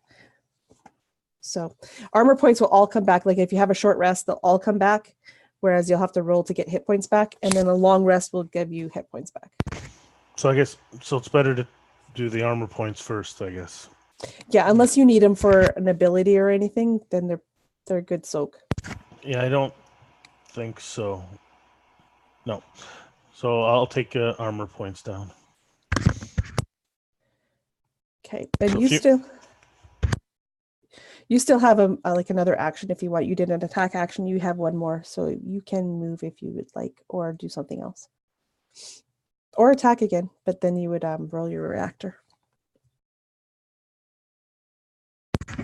And how? What causes the reactor to drop a die? Is it I have to roll? If you roll a 1 or a 2, when you roll your reactor die, it'll go down a step. I'm going to try to move a little further away from these crabs. Yeah, you can move back to where you were if you wanted to. You could scramble back up. You didn't fall like right into them. You fell down into the crater with them, but you can scramble back up if you want. They do not get attack of opportunity on you or anything. Okay, I'll do that.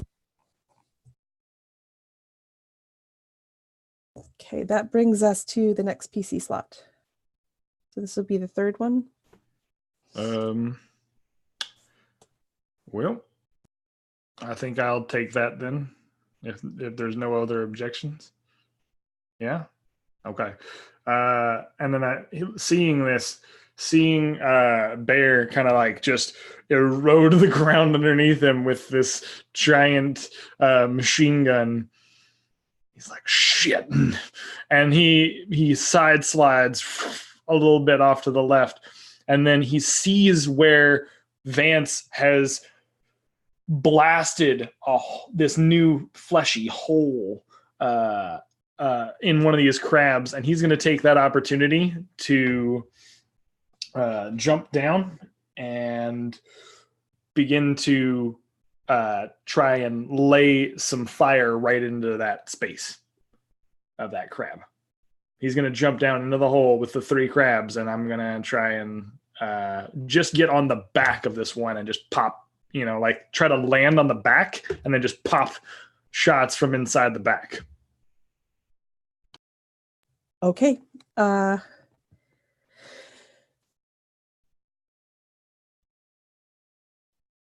think give me a mobility to see if you land on it properly. You got it. Ooh, okay. That is a 1. Critical success. Critical success. Okay. Yes. Mm-hmm. So as deftly as possible, you see this mech just sort of float out and grab the head of the crab like a bucking bronco, right? Like if the mech could hold on to the face, his shield arm is up over the face, and the gun arm is now butted into the fleshy part, waiting to fire. And if I can, I would attack that, but I don't know if that was considered my movement, and then I have an action on top.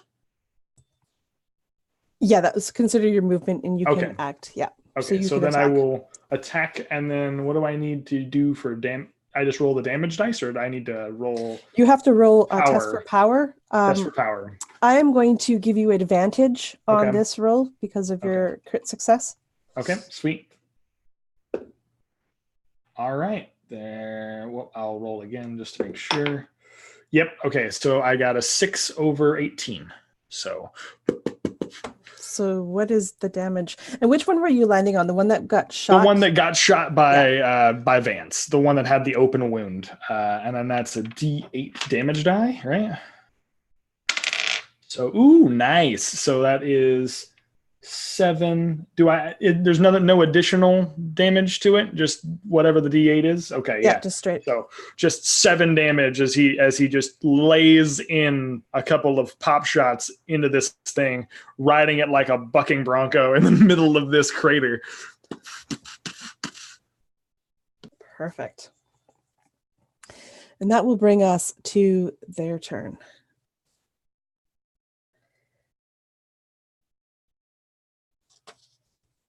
With all these shots ringing out around them, they kind of almost startle. And immediately the 2 that have not been hit at this point kind of almost like jump/fly up into the air.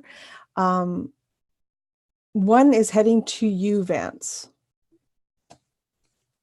You said you were at, what's your range with your weapon? That you were at far, or were you at near?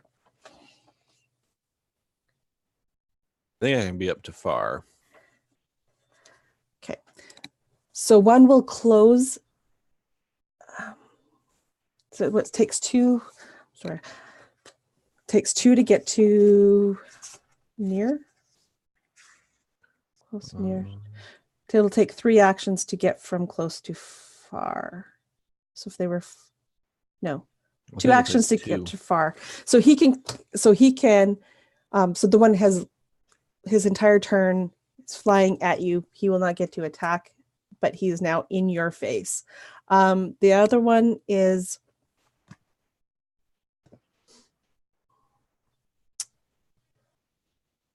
going to, let's see here. Flies towards Bear, like jumps, glides, however you want to describe it, towards Bear. You were close. No, you were near at this point, right? With him? I guess so. I climbed out of the Yeah. thing, so near sounds okay. Yeah. So they will close with you and then will attack you with his claws. You need to make a mobility check, please. A mobility test. All right, let me see if I actually get it. Nope. Okay, you will take 4 points of damage as one of these pincer claws kind of grabs around maybe your leg or arm, some sort of the appendage, and just kind of crushes the metal. That leaves us the one that Claw is effectively riding.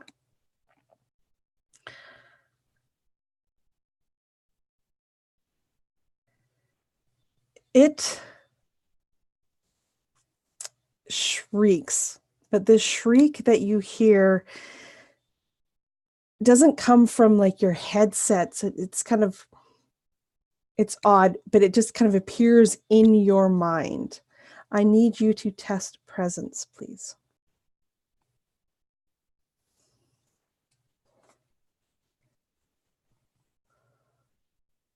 Okay. So 9, under 15. Okay, so you managed to shake off this shriek as it's lancing through your brain. You do not take any damage from that.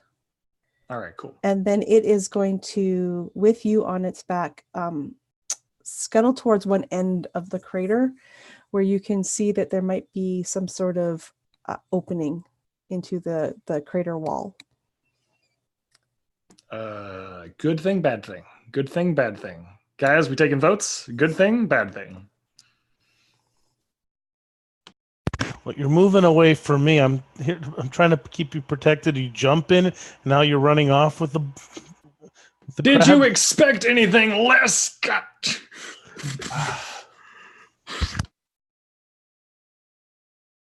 And that will bring us back to PC slot. I got a bug in my face. Do you guys mind? All right, so this is the PC slots after. Is it Yeah. just me on the back end or? It's me and you. Okay. If you don't mind, Gregor. Please go ahead. Yeah, sorry. So I got two moves. One of those I want to be ship move to try and get us into a better position. And the other one, seeing what's going on down below. I want to use the target lock from the ship to give the BFG, to zero that in and target lock on the crab that's running up on Vance. So it's Perfect. a test system, if I can, to give Gregor advantage on the BFG. Yep. The attack. Yep. Give me a system check. On system check. Yes, 11 out of 14. Yeah. So You know, you have the target locked on. Yeah, as the floodlights wash over that whole crater, kind of seeing the situation and going, oh, I don't want to have to fix Vance's armor again. Target lock. Get that thing off of him. What's up, fellers? You think you can swat this critter for me? Big SWAT incoming. You might want to lower your sun visor there, son. It's about to get bright. BFG incoming.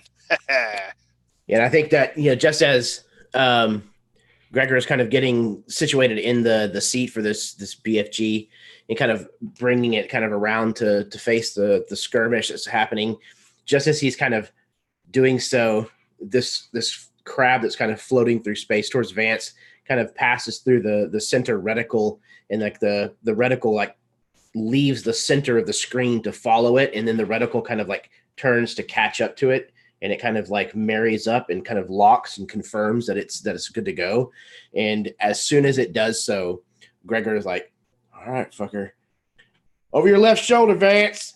And he's gonna, and this big massive like ball of energy shoots out. Advantage, and this is power. Yep. Okay. Yep. Cool.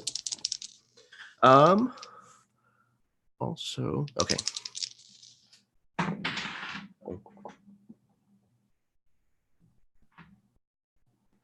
Okay. So yeah, that's a 10 out of 17.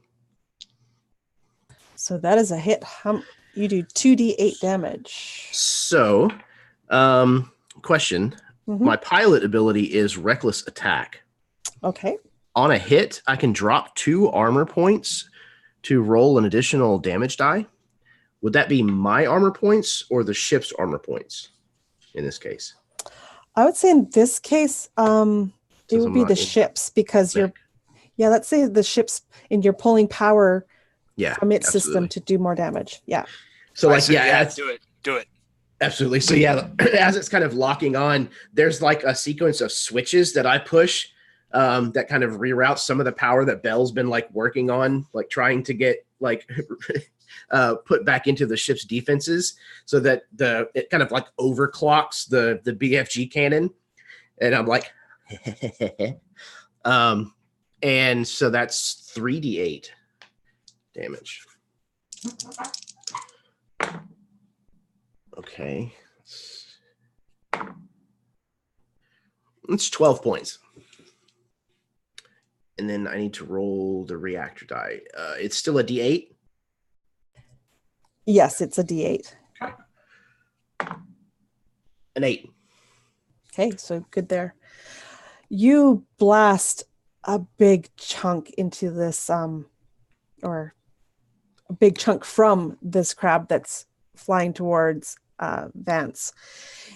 It is still moving, but it does not look very healthy at this point. So I'm gonna reach over and hit another button that like does like an emergency vent of the build up heat from the BFG. So it's just like all of the just outside the ship. There's like this big like plume of like green just as all the like extra heat and buildup has kind of vented. Because I'm going to take a second shot and roll the reactor die again. Okay. Ooh, that's a 2. So the ship's system die is now D6. Okay, D6. Then this will be another power roll, but this one is just a single die. That's a 2. You are actually still... the target lock lasts for the entire turn for anybody shooting that target from the ship. Yeah. Excellent. So I'll roll just to see if I... Okay, no. 2 is the best. So 2 die 8. That one is 12 more points. Okay, so this thing... Well, you can describe what happens as you put the second shot through this thing. Does it kill it? Yeah. Excellent. Okay.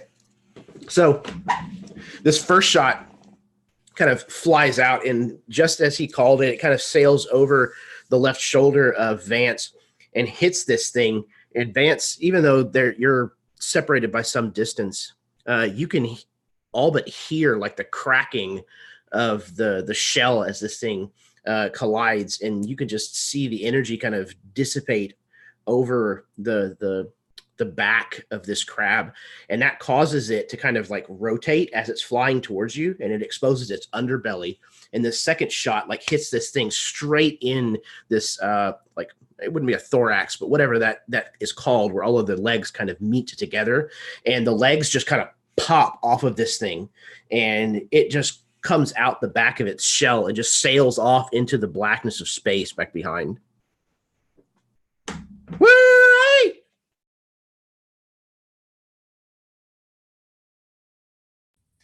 Shooting their ticks. That's all you, Belle. You lined it up for me. I just knocked it out of the park. Y'all realize you're going to be on cleanup duty for that kind of stuff. We want to take that back. Oh, hell, Captain, we're just doing our job. I know. I appreciate it. But I'm also trying to keep myself from going under. And that brings us back to the top of the round. All right. Who would like to take the first PC slot? There, you want to go? Well, I don't know if you want me to get a little closer to you to be able to protect you. Yeah, that'd be fine if you want. We still got 2 in the hole. Yeah, well, there's one on me and one under you. Yep. Or I'm on top. I'm on top. Yeah. Shooting down into it. But yeah. Now, how far away is he? Near from me, or is he far? Claw? Yes. He would be at this point far from you. Yeah. Oh, I'm like on the other side of the crater right now because I'm being and dragged. You have one that's close to you. Yeah, that requires 2 moves and a reactor check. I don't know. So to go from far to near, that's 2 moves, right? If I'm reading that correctly, or no? Or is it just 1? I think far to near is just 1. Far to close is 2. Yeah, that's how I would read it. But you also have one right there close. So if you move, they can attack you. Oh, okay. Well, then I am going to... Would you consider the butt end of the the ranged weapon, an improvised attack. Yes. Oh, good. So I don't have to put my gun away. All right. I'm going to try this. I'm going to smash this crab right where I think the brain is. Trying to smash right through the shell. Okay. 16 out of 19. Yes, Yeah. that works. Okay. And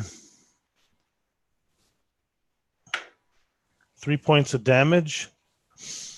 And because that was a successful attack, I am going to do my aggressive approach, my pilot ability. I may immediately take a second attack against the same target. 17, that does it. Another 3 points of damage. But until the start of my next turn, all of my mobility tests to avoid enemy attacks are made with disadvantage. But I'm not getting them anyway, so it doesn't really matter. And you're noticing as you're hitting this thing with your butt end of your gun that their shell is quite substantially thick and seems to give them some sort of armor that you may or may not have been expecting. That will bring us to the next PC slot. All right. I will. Vance, do you want to go before me, or I liked the combo we had before. If you can try to keep opening them up, we can crack them open like can openers. Yeah, and I'm like scraping some of this exploded space crab off me. Don't you dare waste that, boy. You know how expensive that one handful is? It's in a pile, Captain. I got it. This beam laser begins to ripple and charge again, and I'm going to fire twice, rolling my reactor. One at each of the crabs. Would I still be in range to hit the one that ran away with the claw? Respectively? You will be at far range for the one that has claw. Yeah, so you're far for both, I believe, right? Yeah. I just realized I had a second action, did I not? I only did the one attack and the free attack. Is that right? Yeah, I believe you. Yeah. Okay, I'll wait. It's not a problem. I'll wait until... Okay, and then we'll come back to you. Yeah. So I rolled a 4 and a 5, which is both under my 11 power. Yeah, and which one are you targeting? I'm targeting one shot at each of them. Okay, one at each. Okay. For a total of 3 to the one at Paul and 6 to the one by Claw. And this is using your my plasma rifle, so goes right there. So 3 on the one next to Bear, not Paul. And 6 on the other one. You can describe to me how you take out the one that Claw is riding. So, Claw, you are like careening towards maybe the side of the crater, like a sheer portion of like this crater pit, and you're trying to get this thing to like turn, and it's like gonna smash you into it along with itself, and a beam of light like pins its face to the ground and kind of just leaves like this like hole in the like prefrontal area of its head, and it like flips you off its back as its momentum stops immediately. I'm kind of... Is it bad to say I'm kind of impressed? I mean, I have seen him make some really damn good shots, but that was precision at its best. Reactor's fine, by the way. Yeah, and I like flip the I flip the carcass off of me because it's flipped back on me, and I'm like, All right, Vance. One more left. He shakes off a bunch of crab into. I would assume that these mechs probably have some sort of holding pouches on them, some sort of ways for us to hold or distribute goods. Karen? I'm sure they do, but you also have to remember that these things are they're bigger than you are. That's true, yeah. So we can only, salvage what we can carry. So. And then Vance fires again at this one attacking bear. It's a hit, probably in like the foreclaw or a leg, but not enough to put it down.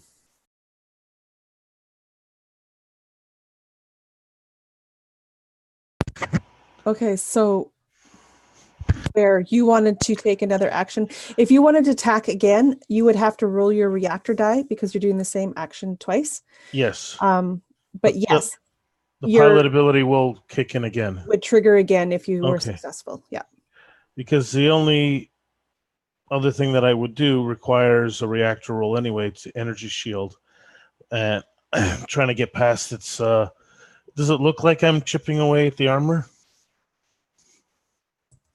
You were chipping away at it, yes. Okay, so I have to roll a reactor die first or after? After. Yeah, do your action, then roll. All right, that's a hit for 6 points of damage.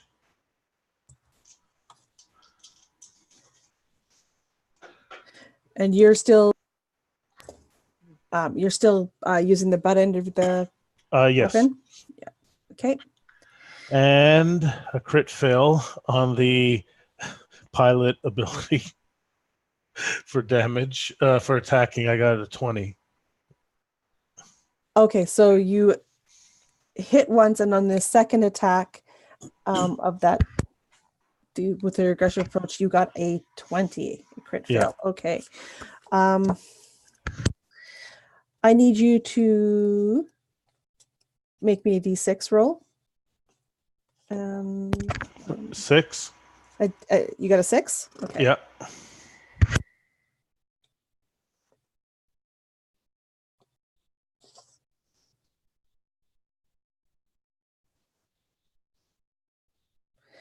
Nice.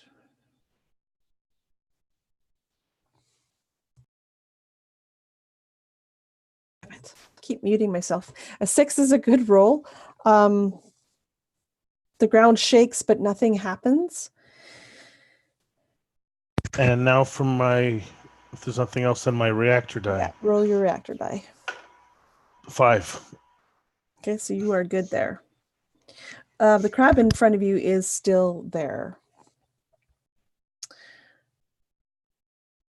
So we've had... we still have a third PC slot, right? Because we just had Vance and Bear go. Yep. I think that I will delegate, and I'll look around and see if maybe Hex wants to take one more of those giant shots. Even though I'm on the ground, I can start doing collecting while you take them out from above. Am I in range for that ability? Does it have a range? If it's possible. Can't remember if that commander has an ability limitation for the range or not. For the commander ability? Yeah. Well, comms, like he's in your ear. Yeah, it says use action, choose one mech. Yeah, close or near. Close or near, so you're not close enough. Nobody is. Yeah. Not even I am, unless you move closer, but you still... Right. Okay, then yeah, I mean, if it is, I have to be close enough to do that and to delegate it out, then I will... I was just giving you the PC slot to use that. I was just saying, if you wanted to go before me, I'm fine with waiting. Sure. Okay. I try to take another shot from above. I totally misunderstood what you were saying. Yeah. Okay. No. You're good. I'm like trying to figure out play status, and I'm like thinking to myself, I'm down here. I could easily go and attack this thing while I'm down here. But if you can take a shot from above, I'll stay down to collect. Yeah, absolutely. We just have the one that's on Bear, right? Yep, the one that's currently in front of Bear right now. Yep. Yep. Then he'll get on the comms and warn Bear, Bear, incoming, and then he will take a shot.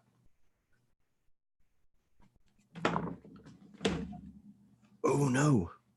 Oh no! Don't tell me that. No. Don't tell me. Oh no. Yeah, that's an 18 out of 17. So let's fail. Okay, it's not a 20. Okay. No, it's not that bad. But I need Gregor. I need you to roll me a d6. Oh boy. Oh, right. That's right. I keep forgetting that this one needs it on every shot. That's a 5 on the d6. You'll have to roll your reactor. Sorry, this is for the missed shot. I want you. Oh, I see. Okay. Yeah. And then you can roll the reactor die right now. Okay. So I got a 5 on the first roll. Okay. The second one was a 4. So the reactor should be good. Reactor's fine. So as you shoot towards this crab, you miss, and the shot kind of goes wide and hits into the asteroid. I need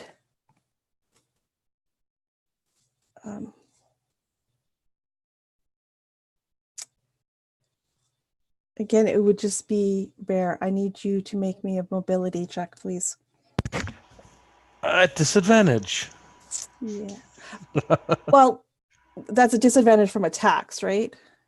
Yeah, this is not an. Oh, yes. right. Okay, so no. Okay. Nope, 14. Okay. So you are going to take damage as below you the ground erupts as the BFG kind of pulse breaks through the crust of this asteroid.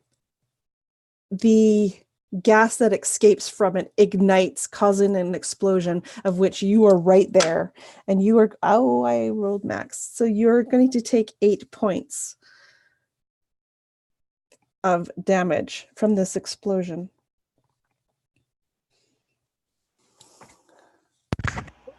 What did I ever do to you? What's going on? You're supposed to be helping me. Yeah, he sees the shot go wide, and he's like, "Oh, damn it, I missed!" And then he sees like the explosion like happen, and it like consumes Bear. Oh shit, Bear, you okay? One of us won't be when I get back to the ship. Oh hell!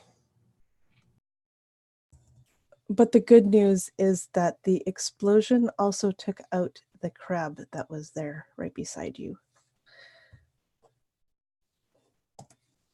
You're lucky this time you took out the crab, which that was all part of your plan, I guess. The silver linings. That brings us to the enemy turn. Because yes, even though these ones are all down, Claw, you hear scrabbling from that hole that this crab was taking you towards.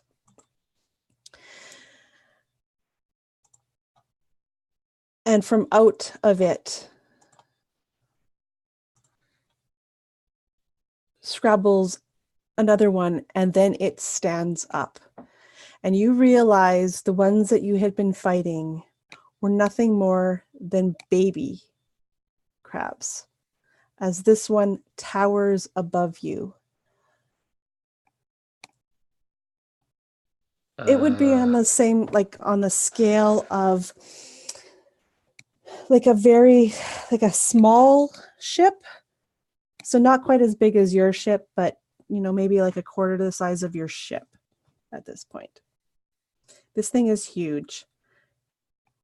Well, maybe it's not quite that bad. You're about a third of the height. Like maybe you come up to its knee. Boys. And you hear the in the comms, you hear his boots as he slides back from the hole a little bit. I think we bit off more than we can chew.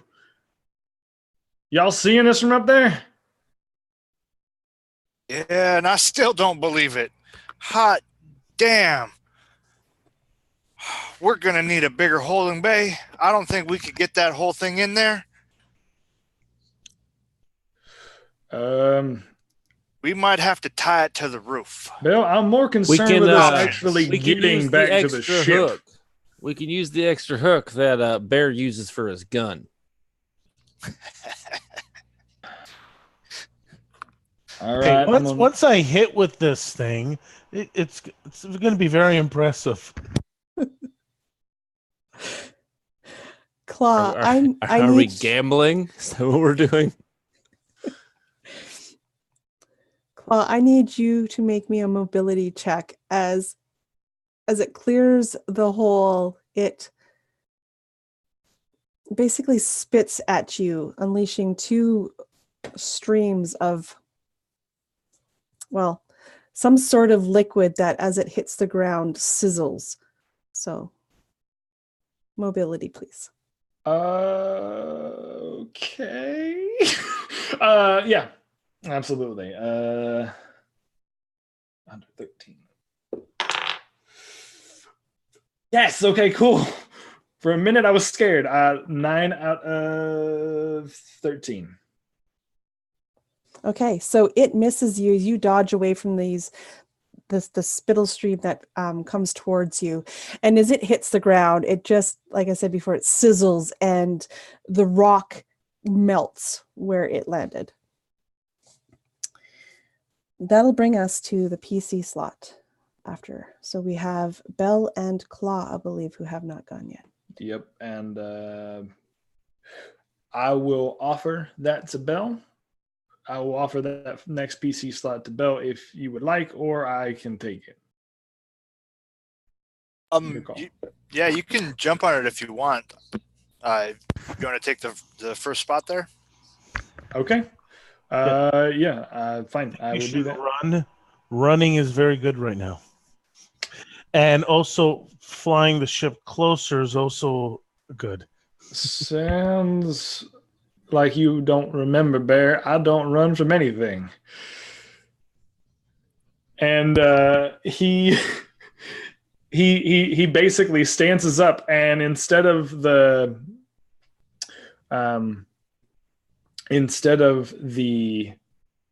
gun in his hand, you see the submachine gun kind of go back into the arm space, and instead of the machine gun, he pulls out the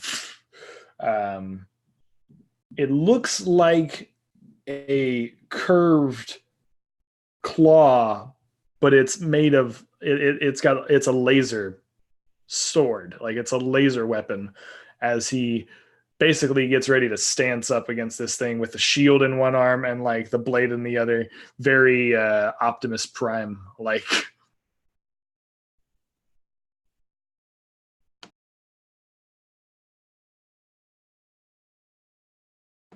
And then, yeah, I will attempt to make an attack, but I'm also going to use Charging Strike on this thing, which I believe. Just so you know as well, those of you who are in mech suits, you will have to add 1 to your rolls, as this is a higher than you. Okay, so anything I roll, it's going to be 1 die higher. Okay. One number higher.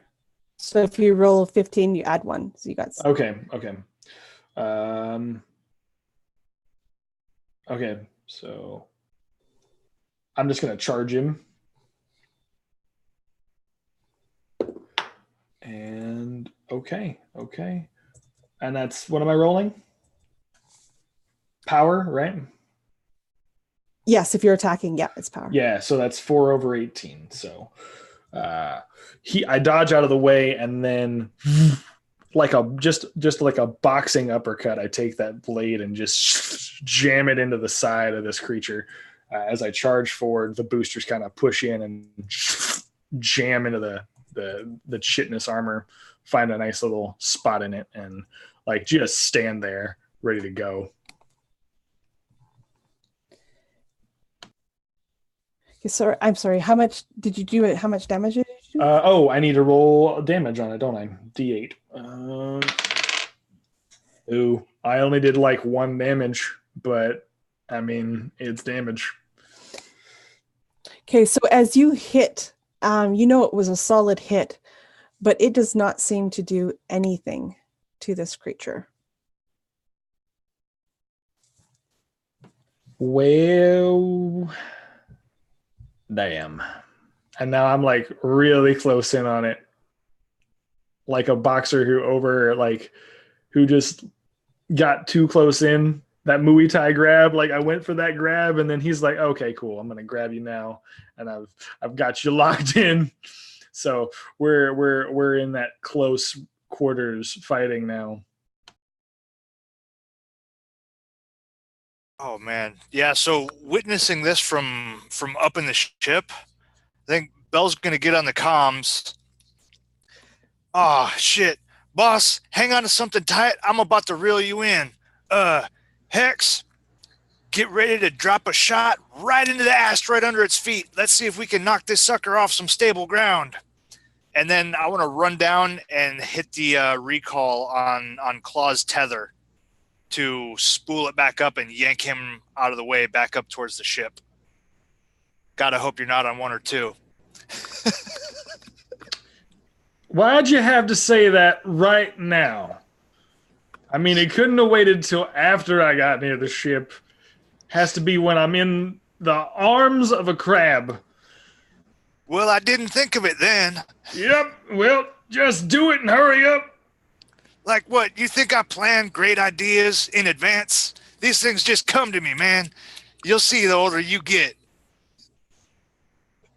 Yeah, and then flip that switch to start yanking him out of the way. Perfect. So Claw, you start retracting towards the ship. That was our last PC slot, right? Sweet. Yeah, I believe so. Yeah. Back to the top. Yep. Okay. Who wants to do what? Gregor. I think you're a good one to go first. Okay, sure. So yeah, he's now that the captain is out of the way, he's gonna kind of pivot the turret, the BFG turret, kind of more in that direction, let it charge up, and then release another pulse right at this massive walking disgusting thing.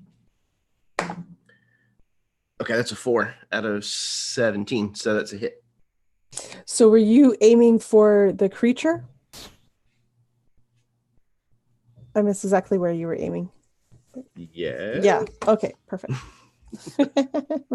Roll me damage. Okay. 2d8. And I'll roll the reactor. Yes.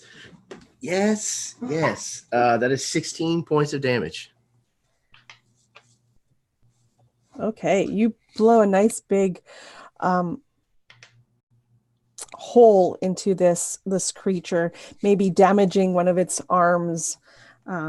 It is hurt, but still up. Okay, so now I have to roll the reactor die. Yes, please. A 3. Whew. Okay, so you're still good there. And I'm going to shoot it again. So then I'll have to roll the reactor die twice. Yeah. Hopefully I don't make a derelict. Okay, it's another 4, so that should be another hit. Yep. Okay, that's 11 points that time. Okay, so it is still standing, but it is not looking very, very healthy. Okay, a 4 on the first reactor die roll, and then another 3. Okay, so reactor is hanging on. That's it. Okay, it brings us to the next PC slot. Is Claw all the way back in, or is he just moved closer to the ship? He has moved closer to the ship. He would not be all the way back yet.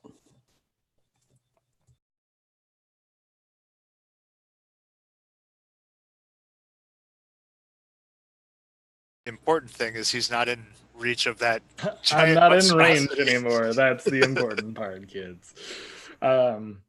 But I was muted. Am I within visual? Like, can I shoot this thing, or is it not within visual? Yeah, you can shoot this thing from where you're at. It would be far. Which means is that I don't know what the range on. You can just shoot it. I could just shoot it. Okay. All right. No. Modified 20, so that didn't work. And I'm going to try again to attack it. Oh, sorry, I missed. So I have to roll a D. Roll me a D6. Yeah. 5. Wow. So your shot also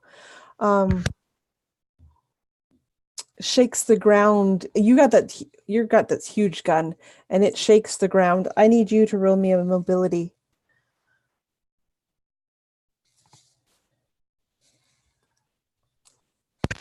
13, so failed again.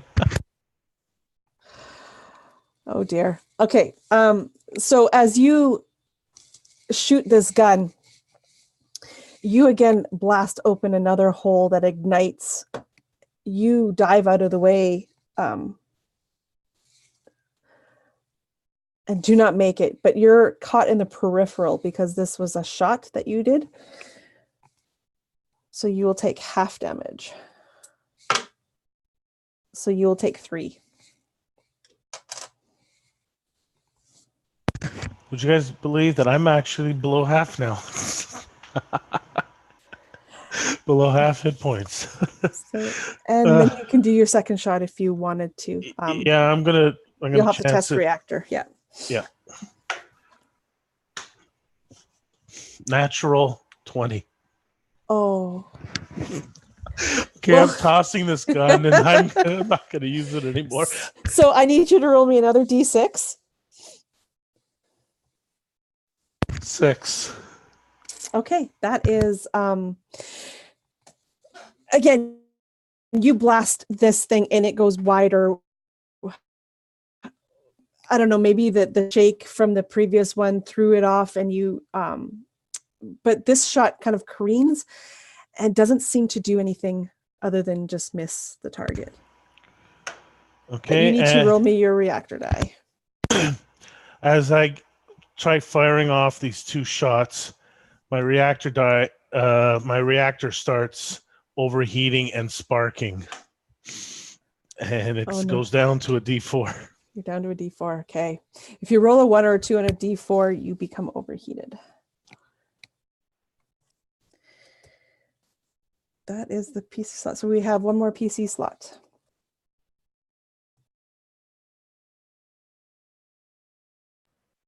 I'll go if nobody minds. Absolutely, but go ahead. Seeing this creature kind of attempting to be unloaded upon by Bear, I'm going to kind of snicker to myself. Well, damn, Bear, I don't know if we can give you a bigger target. It's right fucking in front of you. I am going to repeat my action from last time. I'm going to fire twice. Rolling reactor.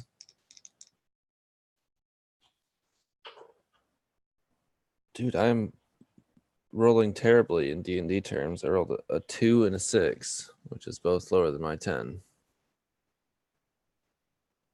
All right, so you hit. You're aiming at the creature? Yeah. Yeah. So do me some damage, and this is your pulse, right? Correct. Right, your plasma. Total of 6 damage. Reactor goes down. So this bright light fires twice, but the kind of flare that I have on my shoulder is kind of like a kind of like the standard Gundam like back apparatus with like jettison. It's my jetpack on one side, but it kind of coils into this reactor in the center of my back, and that's where this gold light kind of funnels to down into the gun, and it kind of flickers out for a moment, and the lights kind of dim in my cockpit, and it's whoo-hoo, I don't know if I got too many more of these, boys. Bear, I suggest you get your ass out of there before that thing gets a hold of it. As soon as I get the captain closer, I'll start moving in. And that brings us to the critter's turn. And it launches itself up off of the asteroid towards you, Claw, where you're being pulled back. All right, I'm ready for And it. it will, with its one arm left, try to rake across your mech body. I need you to roll mobility. But as you are tethered and being pulled, I'm going to say you are at disadvantage for this.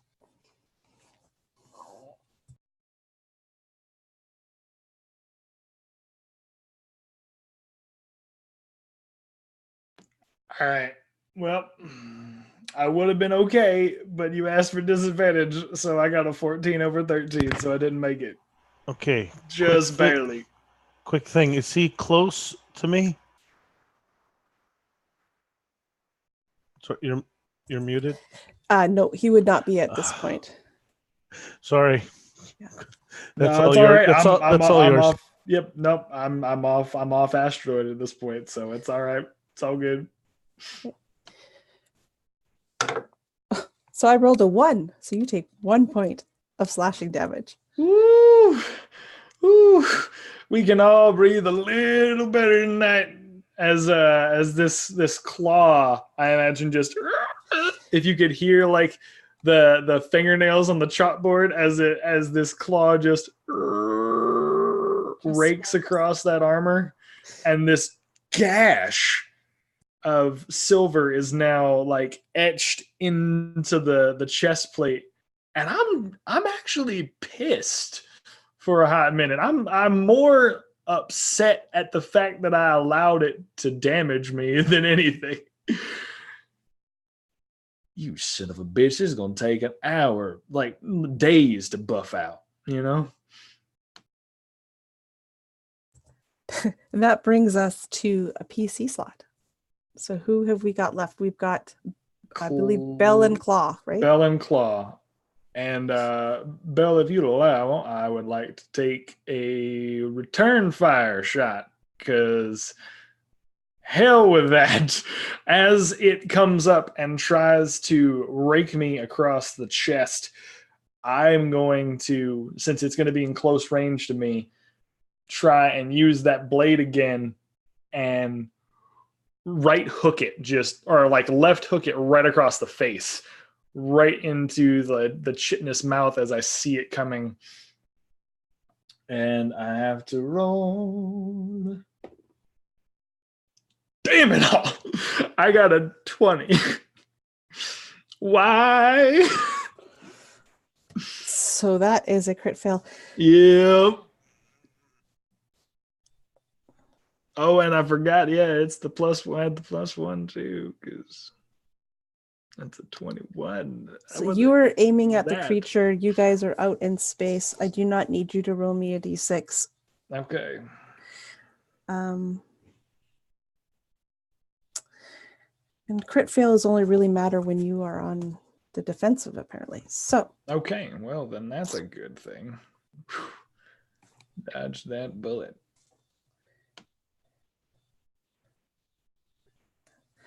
And you are continued to be pulled towards the ship. Yeah, I think what it is as I'm being pulled backwards, I'm not thinking about that anymore. I'm more angry that the creature's coming at me. And so I'm swinging wildly as I get pissed off at this thing damaging my mech suit.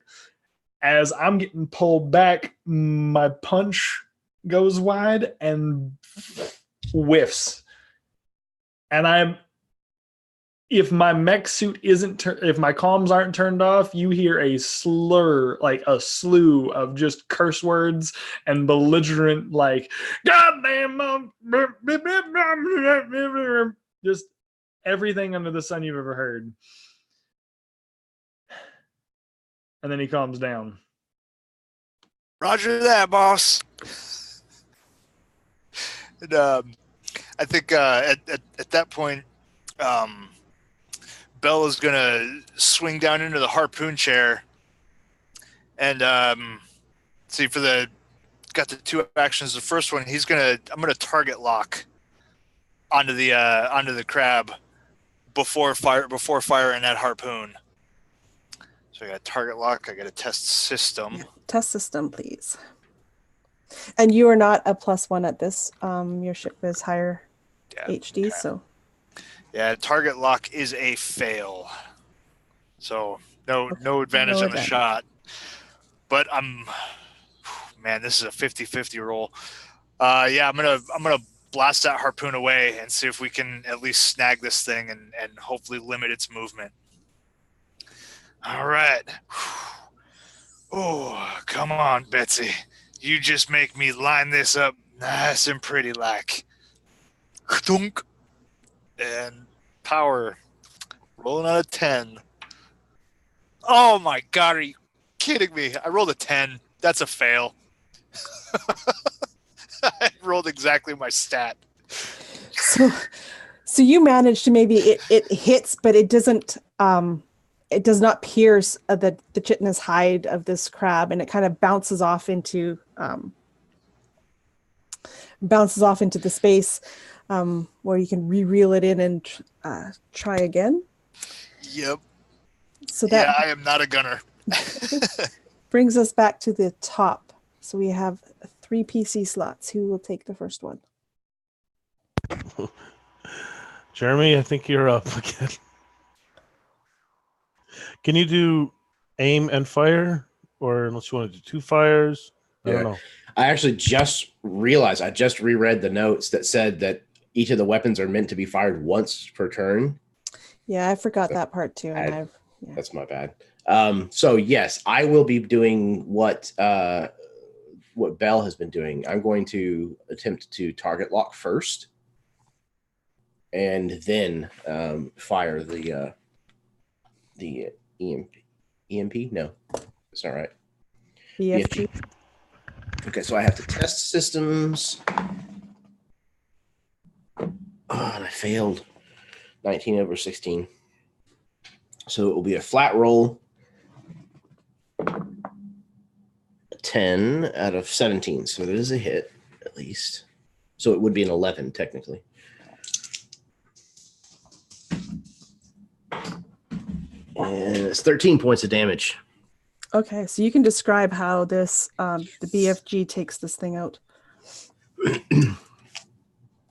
So this thing is just getting closer and closer to the commander, and at one point, the commander kind of manages to push off of this thing just a bit, and it opens up enough of a shot that the BFG pulse like flies right in just past kind of the right midsection of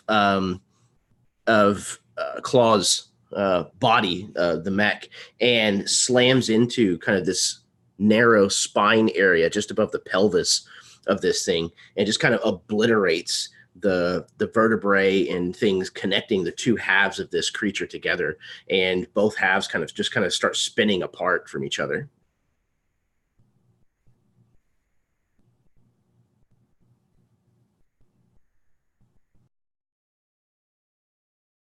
Muted.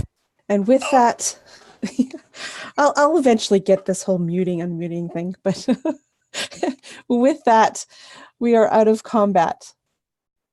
You reel back in Claw. Vance, Bear, you are still out there in space, but for now, we have a bit of a breather so you can mop up the damage that you've done. Yeah, I don't think we should wait for another one. I'm going to try to grab. I don't know how big one of these pieces are, but I'm going to try grabbing biggest piece I can get of, if it's a baby, the adult, whatever it is, and try to bring that back into the ship. Unless you guys might want to move a little closer too. So I'm actually going to like use this hook. I'm going to draw some slack and make a lasso to try and like hook on to the one that was blasted away from me in the very beginning of combat. Okay. You want a last suit to make me a mobility. Oh, you shouldn't have done that. 6/17. Oh yeah. So like the true Midas Lance that you are, I told you, lasso that boys, I get the money wherever I go. And it's the tether that I'm supposed to be hooked onto, but I've fashioned it to a lance that kind of cinches down on the carcass, and like as it cinches, like some of the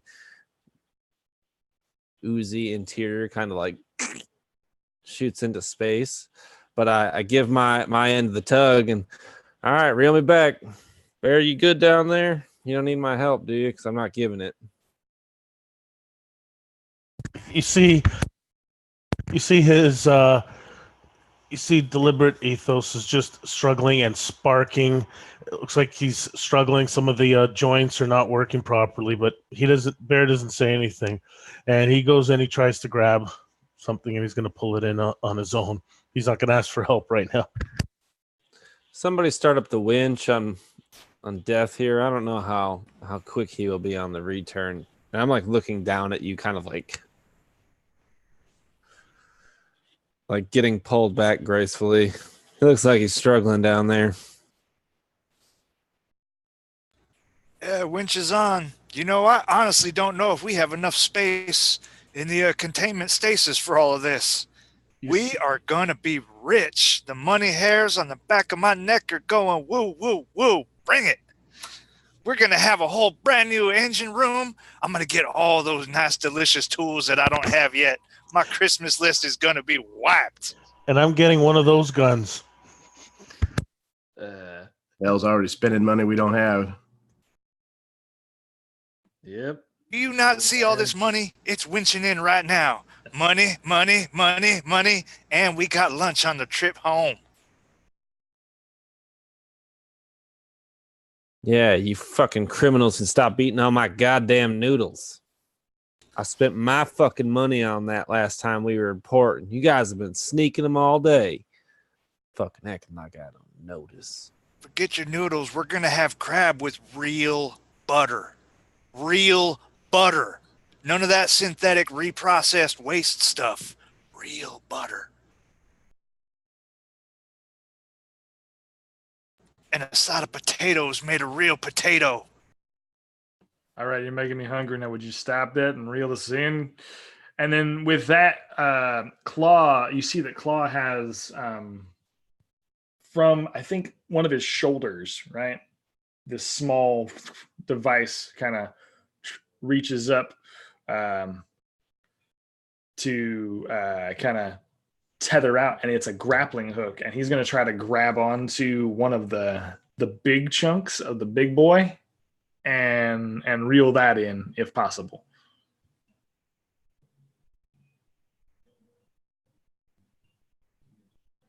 Yeah, it would be possible for sure. All right, cool. So you see that grappling hook come out of the shoulder pad, just grab onto one of the halves of that meat, and then start reeling in as he's reeling back. All right, boys, we did good. Clean up, and we'll ship out.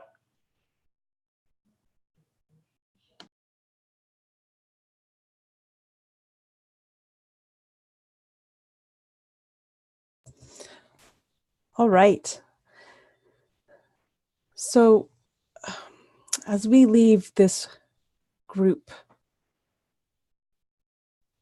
kind of joyful and celebrating their massive haul that they have just managed to acquire, they've noticed as they are gathering up the bits and pieces of these critters and gathering to the hold, looking back at the big asteroid, at one point the lights fall on where the battle had taken place, and we see kind of the dust settling, and inside one of the big holes we see a massive deposit of ouroborite just sitting there, shining in the ship's light. And we are going to call that a night, and we're going to be back for a second session at some point. We will schedule that and let everybody know. So thank you guys. You guys were amazing. You guys, I love all of your characters, all of your mechs and your pilots, and you brought so much to the table, and I'm so thankful. So thank you very much. We'll go in reverse order to do little outros, and then we'll call it a night. So that'll be a couple of you changed, but Baron, we'll start with you.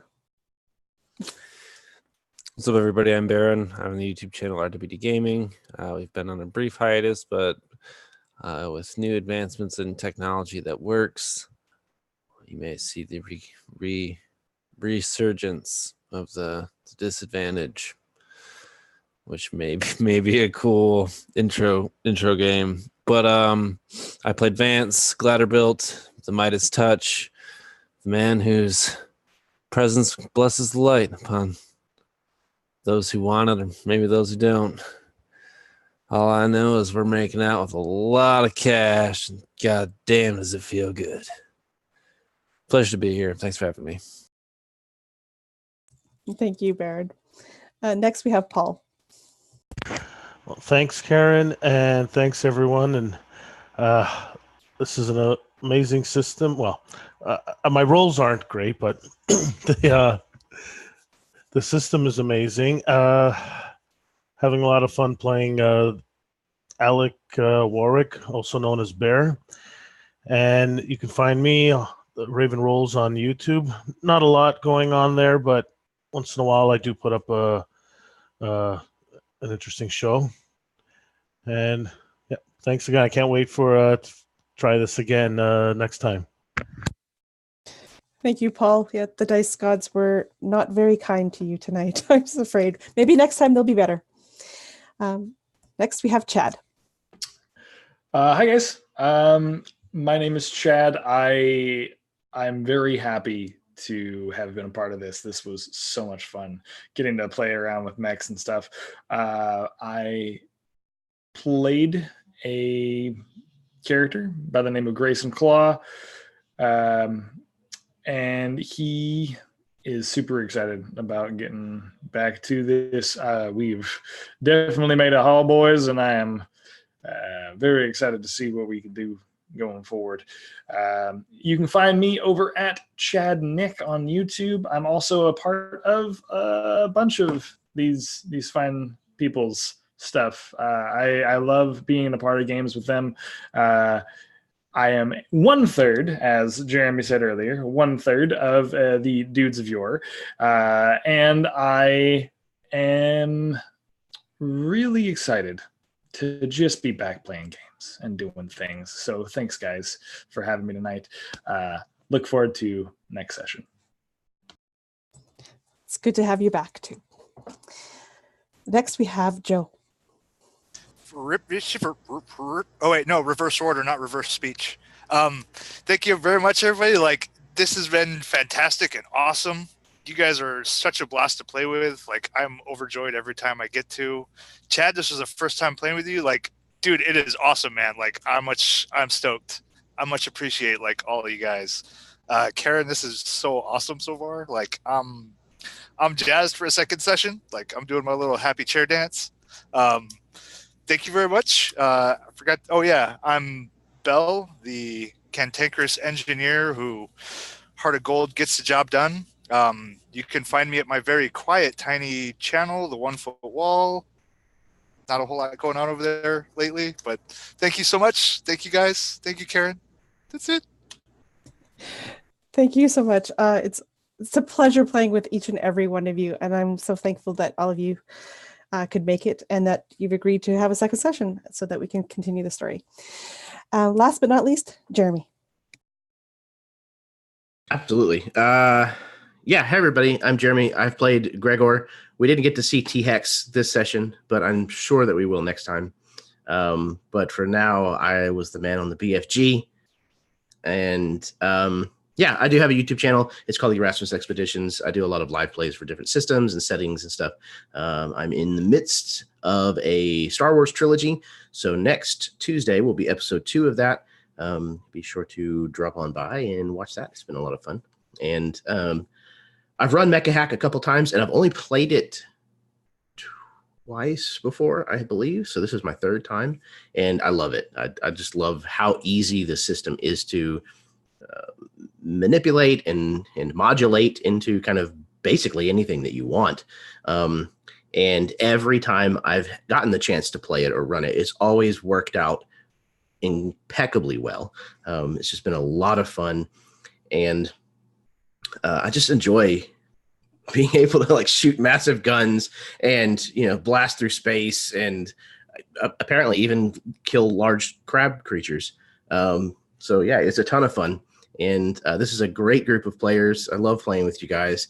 And Karen, as always, even if you doubt yourself, I love the games that you run. So thank you very much for doing so. And I am very excited that there's going to be a second session of this to see what else is going to happen and what more trouble that this group of characters can get into. So again, thank you very, very much for having me. And yeah, so I can't wait till next time. Thank you as well. And as everybody's mentioned, Mecha Hack, it's awesome, awesome system. Check it on out. Absolute tabletop. That's right. Everybody show their comments. It's so simple, elegant. I just love it. I've only been playing it a few times myself, so yeah, it's a quick pick up and go. And just so that everybody who has mentioned a channel, you should check them all out. They are awesome players. They're awesome GMs. You should check out their channels. And I will have links for all of that down below when I get a chance to change the description and add all that good stuff to it. As it is, thank you everybody for watching and will watching in the future. And we're going to call it a night. Thank you.